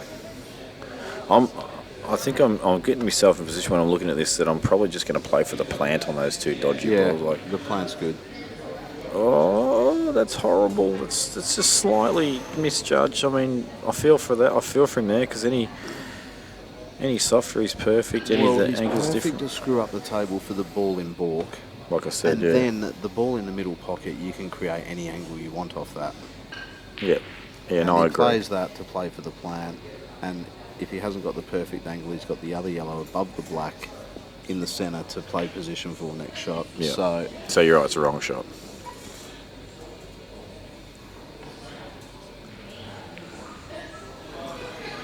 So Justin puts the brakes on. Johl says, "Can I flick this over to the corner pocket and create lots of hassle?" The answer is yes. Talking about the bottom red, Jamie? Yeah, the one in the middle of the table. Oh, so cut it to the bottom right, try and put it over the hole. The other shot he's got is the face cut double off the bottom red.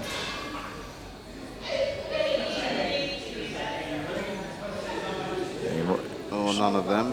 I actually think he's doubling the other one. Yeah, or doubling the higher one of the 2 I'm talking about. Yeah, well, that was a double kiss. The bottom one that I spoke about, there was no double kiss. No. At all. But he's got a good white. But he's okay. He's double kisses. Justin will just sneak in behind this yellow for a little snooker here, though. Yeah. It's a Jay Stevens special, this shot.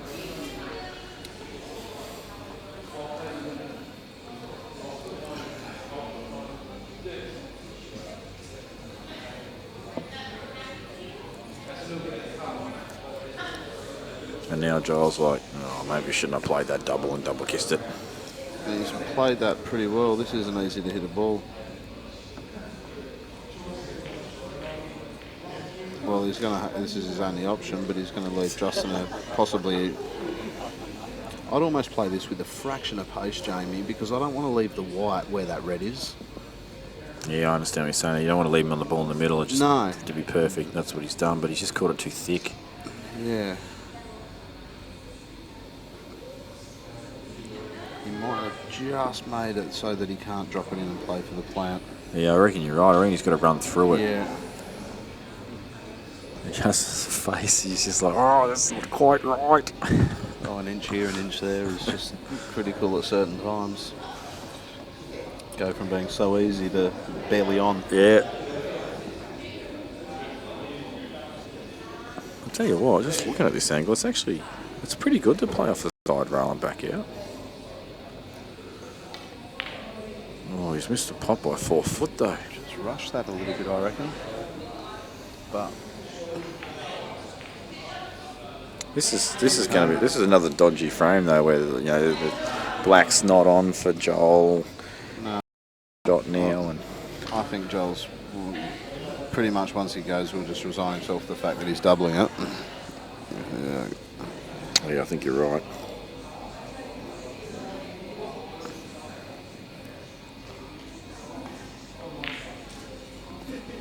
It's well played. Yeah, we may see him play this bottom left ball and just punch into the one on the rail, and he's got automatic position on the other one anyway.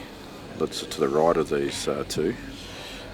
But he says, no, shut up, Stevens. You got no idea what you're talking about. I'll just get on these. Yeah, get on these. Absolutely.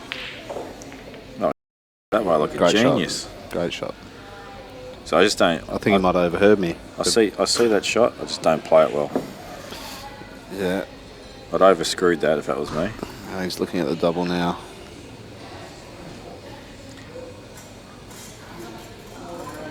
I think his only concern here is can he play this outside, the ball closest to the rail and screw centre table and get on this ball at the top. That way he can leave the other one to last to get the Yeah, well he definitely double. wants to leave one of these two to last. And as you say, preferably the right one, so I'm sure he'll get somewhere to be on that red, Jamie. There we go. That'll do it.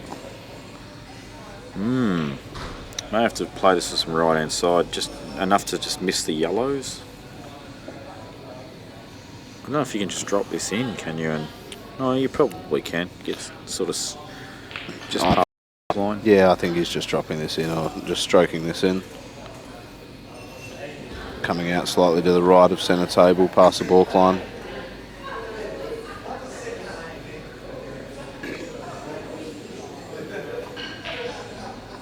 It's got a bit of right hand side on it, so he's going to play the shot I said.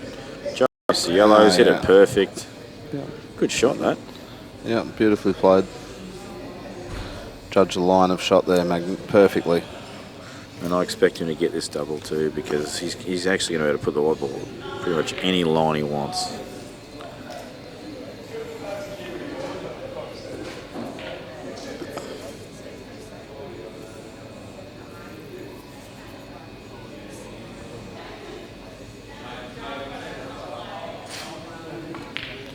Well, this is a real big double, Jamie. That It is 8-7 up. This first is chance huge. for him to get his nose in front by 2. Yeah. Oh, actually, except for the start of it was 3-1 up. But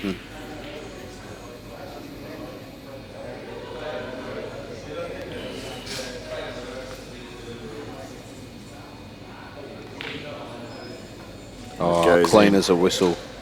So 9-7 to Johl.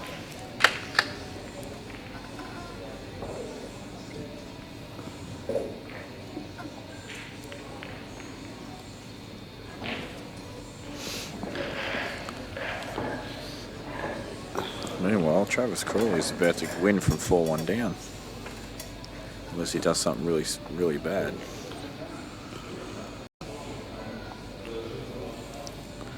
Actually, Kale at the start of the break had a pretty good table, and he's obviously chopped it up.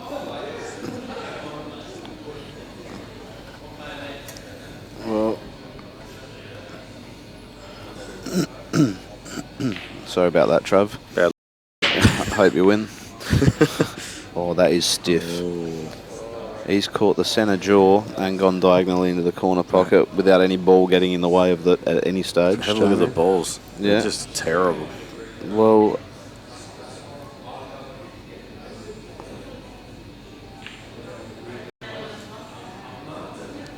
it's yellows for me, Jamie, and it's the one.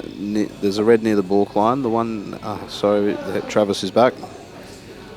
Dan, he won't miss this. Have you been seeing what he's been doing? Oh! He almost missed it. It's yellows for me, Jamie, and I'm just stunning into the yellow above those two.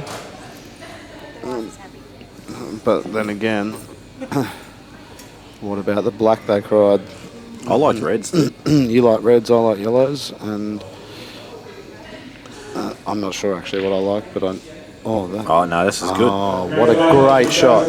Smart shot. Very smart shot. He's still going to go yellows now. Well done to Trav, winning the Saturday Arvo chook run. I mean knockout, and well done to Co.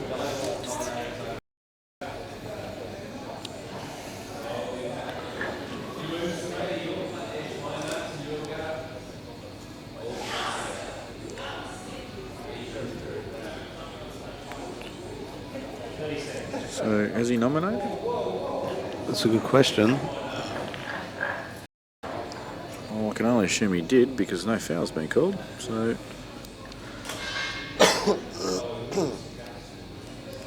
yeah, does he play for the plant here? I think you have to. What are you playing now? Plant. Scary and Robbo having a dinner date at the hotel.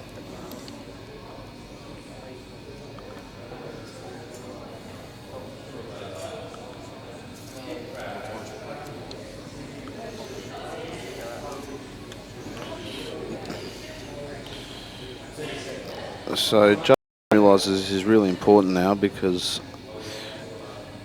one mistake and he's going to have to win 4 in a row. Oh, Just missed that plant by a bit. but he's got... Well, Johl will have a go here, I reckon. He pretty much has to. Would have loved to have been able to pot another red apart from the one in the middle because he'd be looking at that one in the middle to get on the tricky red above the yellows. Into the left bottom pocket. Just wondering if Joel's going to try and play this red at the top of the table dead weight over the hole. Yeah. The only reason I say that is... and if it drops in, he can maybe play the double or the face cut double with a big pocket with the other red there. No, he's going to pot that.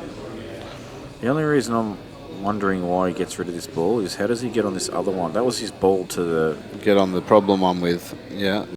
Yeah, so this is... Well, it's tricky to me. yeah, his next shot now is tough. Because he can't really pot either of these, the red on the left-hand side of the table. Because he's queuing over the black.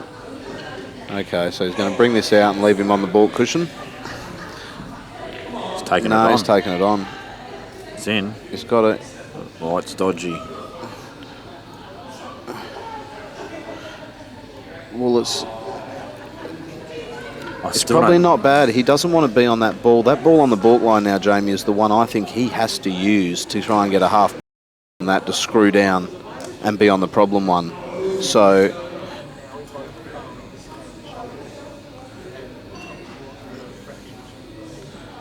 geez, he needs a good shot here.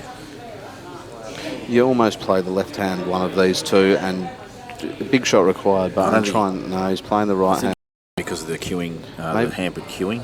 Maybe he screws over. Maybe yeah, he plays this, and maybe. Oh no, he's covering up. No, he's not. Well, what am I talking about? There's nothing to cover up. I've got nothing. I've got nothing here. I don't know what's going on. Well, I shot there was maybe to pot that and try and screw back. He definitely tried to sit that. He's tried to sit it and leave him no shot. Yeah. Does he try and run through for the middle here? Like, it's a tough ball in the middle, but at least it's a shot. Oh, he had heaps of angle. So he plays for the double. You got the shot off too, round the angles, but it's so hard to judge. Because you've actually got to kind of...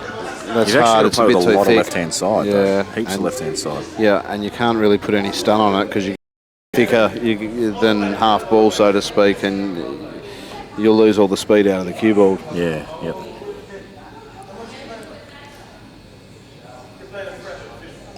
I wonder if you actually try and play the triple here. I like the triple here. Joel said I like the double. I'll tell you what, this will be a huge out if he goes here. So the other reason I like the triple here is because you can pull the white straighter on the red. No, he's happy to have a shot here. He's more than happy with that. He won't miss this, Jamie. But where's the black going? Ah, another double. He hasn't missed one since we've been watching. That's true. I reckon he'll deep screw this, try and come across table and back again. These are the kind of shots a bit harder at night, this kind of shot with the deep screw. The humidity. Great cueing. And you made the call there, mate. You made the right call there. Mm-hmm. I think he's got the face cut double just.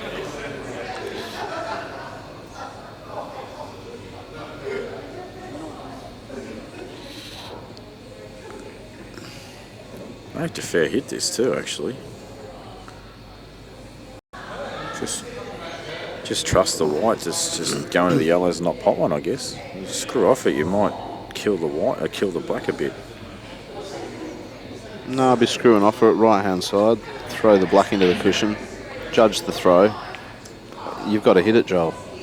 Oh, you're kidding. This is why I hold it. Yeah. I just don't care about the yellows. If one goes in, it's tough you're luck. real tough to pot a yellow there. Exactly. I think you had to plant them onto each other. Exactly. That's why I just play it full pace. Just let it go. Sometimes you just got to trust that things are just going to work out. Yeah, well, it's all about risk and reward, isn't it?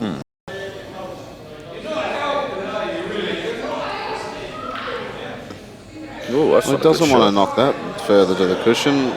Well, he'll be screwing into it now. Screw into it now and push it up over the middle pocket. Towards the middle pocket. Jeez, he's got to actually hit this fairly straight too to get the yellow there. It's not a good shot. No, he's not out of there yet. Okay.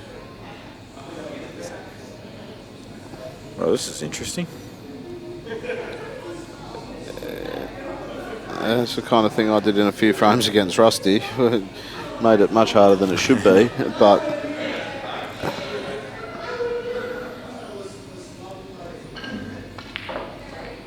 Whoa, he's never going to get that out of there. He had No, an I don't think he was was. never going to get it out of there. I think he was just trying to land on this just off straight to just play for the red to the yellow. I just think he's overhit the shot. Okay. Screw No, yeah, you're probably right. Yeah. Just funny, he just seemed to slap it. Yeah, he did. Yeah. He actually does that now. Yeah, no, he does. Yeah, he does. Well, it's pretty much.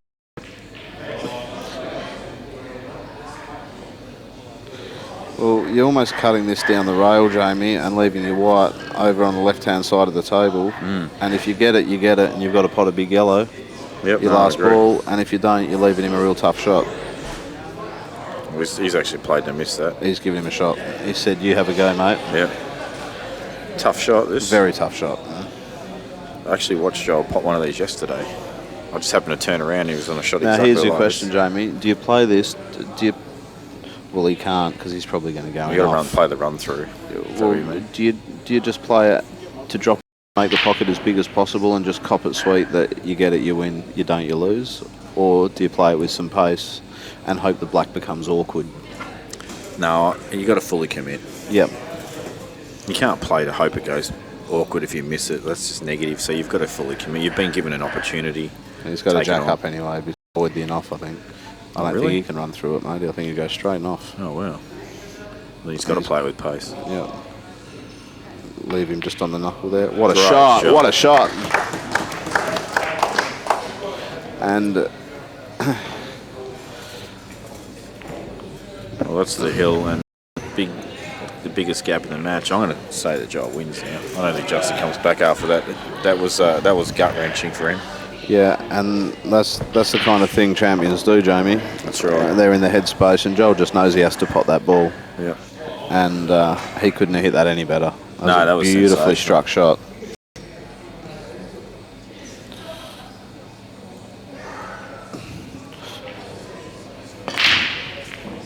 And yellow in the middle. Okay. And a Big nice break. split. And I'll tell you what, I see it a lot when someone gets to the hill, their opponent just suddenly loosens up. They're like, well, you know what? Yeah. I'm going to lose now. I'm going to give this break a bit more than normal, and yeah.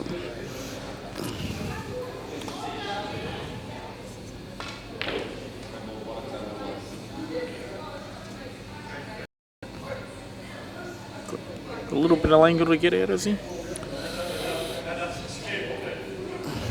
It's a bad shot if he hasn't, because if he's dead straight, it's a terrible shot. Yeah, I mean, he can come a foot off and it doesn't matter. Exactly. I mean, even if he doesn't, he can run right through. He's got the ball at the top there. Yeah. But no, he's okay. He had some angle. Just. You know what? If he actually had that little angle, he probably should have screwed off the side. On and off. Yeah, on and off. Absolutely. Good call. I think he can just dodge around the angle zone, miss this red. Cannon into it, doesn't matter either.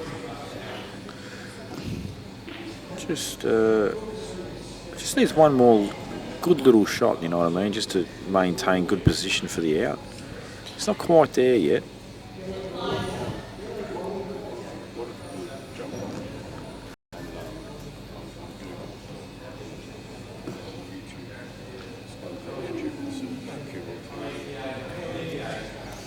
Yeah, he just wants to bring this back past the ball line.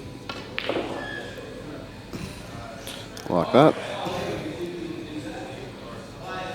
So this is the key shot now. You've got to land pretty straight to the middle on this last ball. He's fine. I think he just rolls this through. So I mean, though, you just got to land pretty straight, yeah, and then you just should be fine then. Yeah. The one in the middle and the one down here and the black in the centre.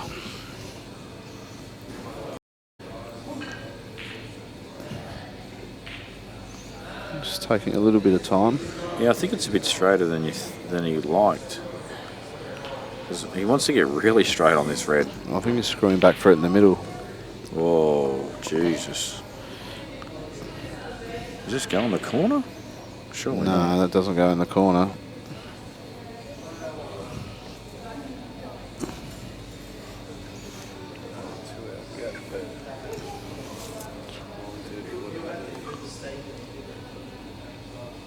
Yeah.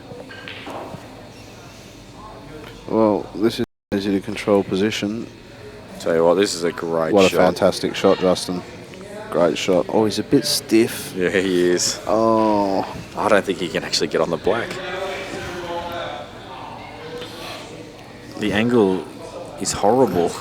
No, well, can he stun across the table to the side cushion rather than the bottom cushion and back towards the right-hand corner and play the black in the left middle?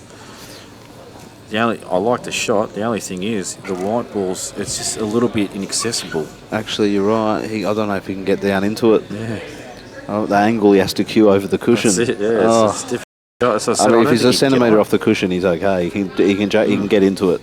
But the angle just looks like he can't get around the angles and get on the black in the corner. Look at this. He's playing your shot. This is it. I think it's the only shot he's got. He's cannoned him, but he's got a shot. It's better than nothing. Yeah.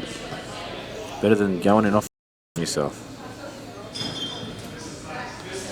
But I think you're right. I think you tried to play your shot. Yeah. You just got into it too much. Yeah, we certainly wouldn't have been running into him for no that's leaving a lot to luck and.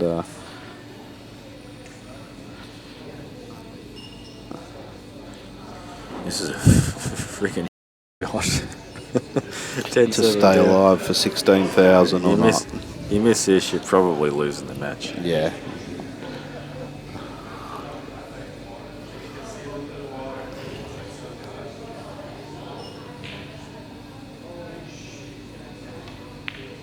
That's in. That's a great shot. Early call from Jamie. What a great shot. Okay, who has the break? Justin. No, he's sitting down. Joel. Joel, you can see they just give him some quick cue maintenance. It's never over till it's over, Jamie. And that was a sick black. That was a great black. And that will give Justin a bit of confidence if he gets a chance in the next frame or two, you'd think.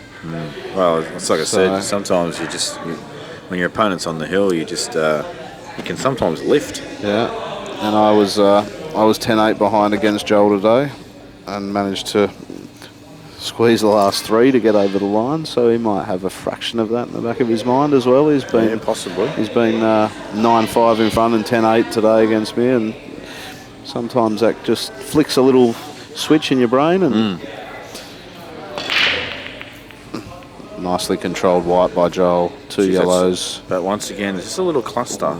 Just 2 one balls. It's yellows all day. How's his angle though? Straight away in the middle. I don't know if he's on it. He is. Is he? No, he's not. I reckon he is. Nah. Oh, look how much he's looking at it. He's got some cool sideways stance going on to check that out. I'll tell you what. Does that pass the yellow near the foot spot, Jamie, into the bottom left corner? That red net, yeah, it does. We're right behind it. So even if he can make this with a tiny bit of swerve, he can probably just drop in there rather than move it. He might be able to just play this. Only if you play that with a bit of swerve. I just don't reckon you get the carry. Yeah, and hard to control. Oh, he's tried to get an angle to go into it, but with that yellow, he's just snooking himself on, has he? Tried to get past. That's actually a crazy choice. Unless he's not done there. I think he's just tried to get a little further down, and I think he's tried to give himself an angle on the yellow to go into the 2 balls that are stuck together. But the margin for error there is massive. No, surely hasn't. Well, I don't know. I don't know. I can't think of any other reason you put the white there. But he's just said, you know what, my balls are in the open, Justin. You've got dodgy balls. I'm 10-8 in front, and I don't need to take a risk right now. You can have some pump. Yeah, and his balls are nicely out in the middle where it's hard for Justin to cover any of them or make it tricky for him. And that's the thing, often you think you're in control of the frame, but if you've got balls near pockets and you let the other person at the table, it can be deadly. Yeah, that's right. Oh, what's going on here? Right.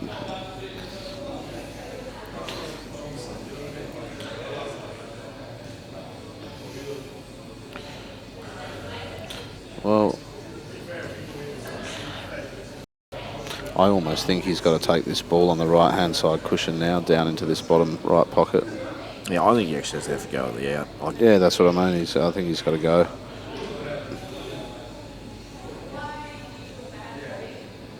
Yep, he's playing it. If you're going to play on a table to make these sort of outs, these are the to do it.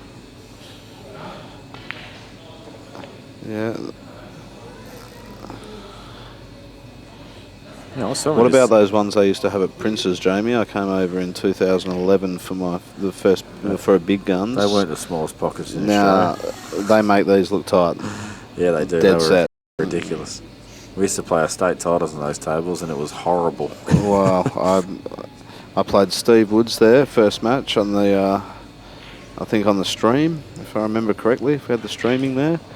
I actually didn't play the first year. That was 2011. I think there was one before that on Gold Coast, 2010.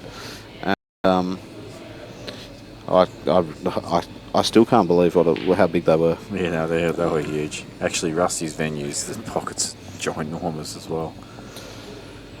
You can actually cut a ball along the rail and pot them in the middle at his venue. They're crazy big. I'm not exaggerating either. Wow.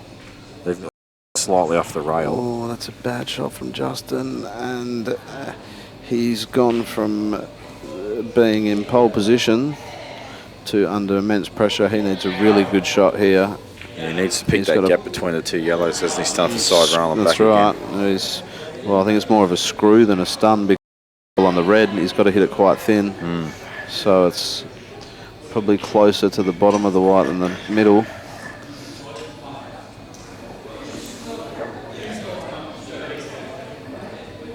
And I'm not sure, looking at the table, it's funny, you'd swear he's going to miss that yellow near it, Jamie, but looking at the table, Yeah, you I don't know like if he's going he, straight into it. yeah, it's amazing, isn't it?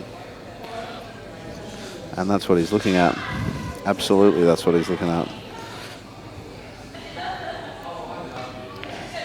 Jeez, he played that well. Oh, he he's stiff. He was just a bit he was delicate with it. Just Had to really get into it. Yeah. So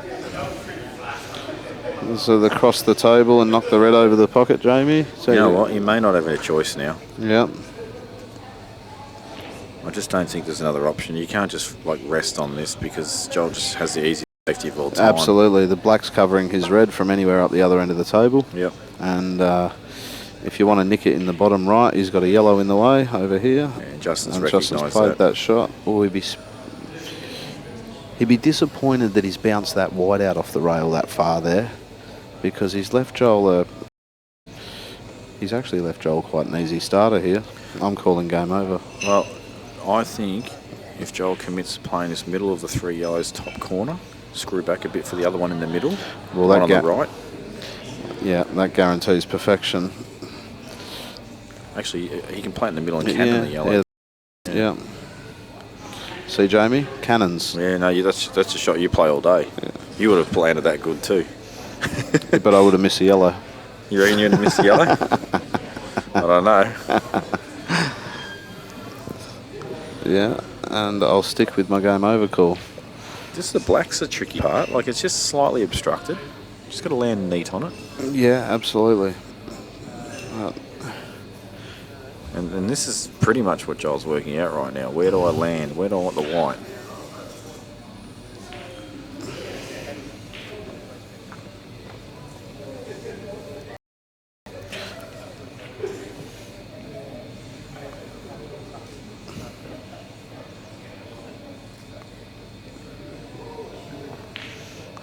Well, I'll tell you what, Matty, what started off as a pretty horrible, annoying match. It's actually become extremely entertaining. Yeah, and I think it's good to see a match that's got both aspects of pool to it, because often it is either a complete shootout or it can be a majority tactical battle. It just seems the way it goes. But yeah, it wasn't this so started much the tactics, slow. it was just lot the of balls. errors. Yeah, there was errors in that. Yeah, but it's developed into a pretty good standard match. The last half, absolutely. So Johl leaves himself a half to 3/4 ball pot on his last ball and screws in.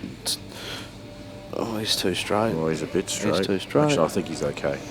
I think the camera's telling us he's actually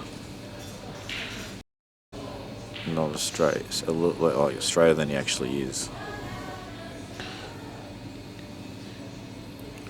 Yeah, he looks reasonably satisfied with it.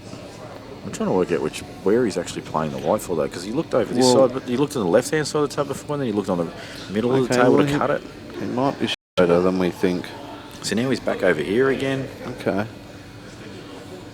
He's looking at like this whole left-hand side of the table, you know, well, anywhere's corner or good. middle. Yeah, well, anywhere within a couple of foot is fine.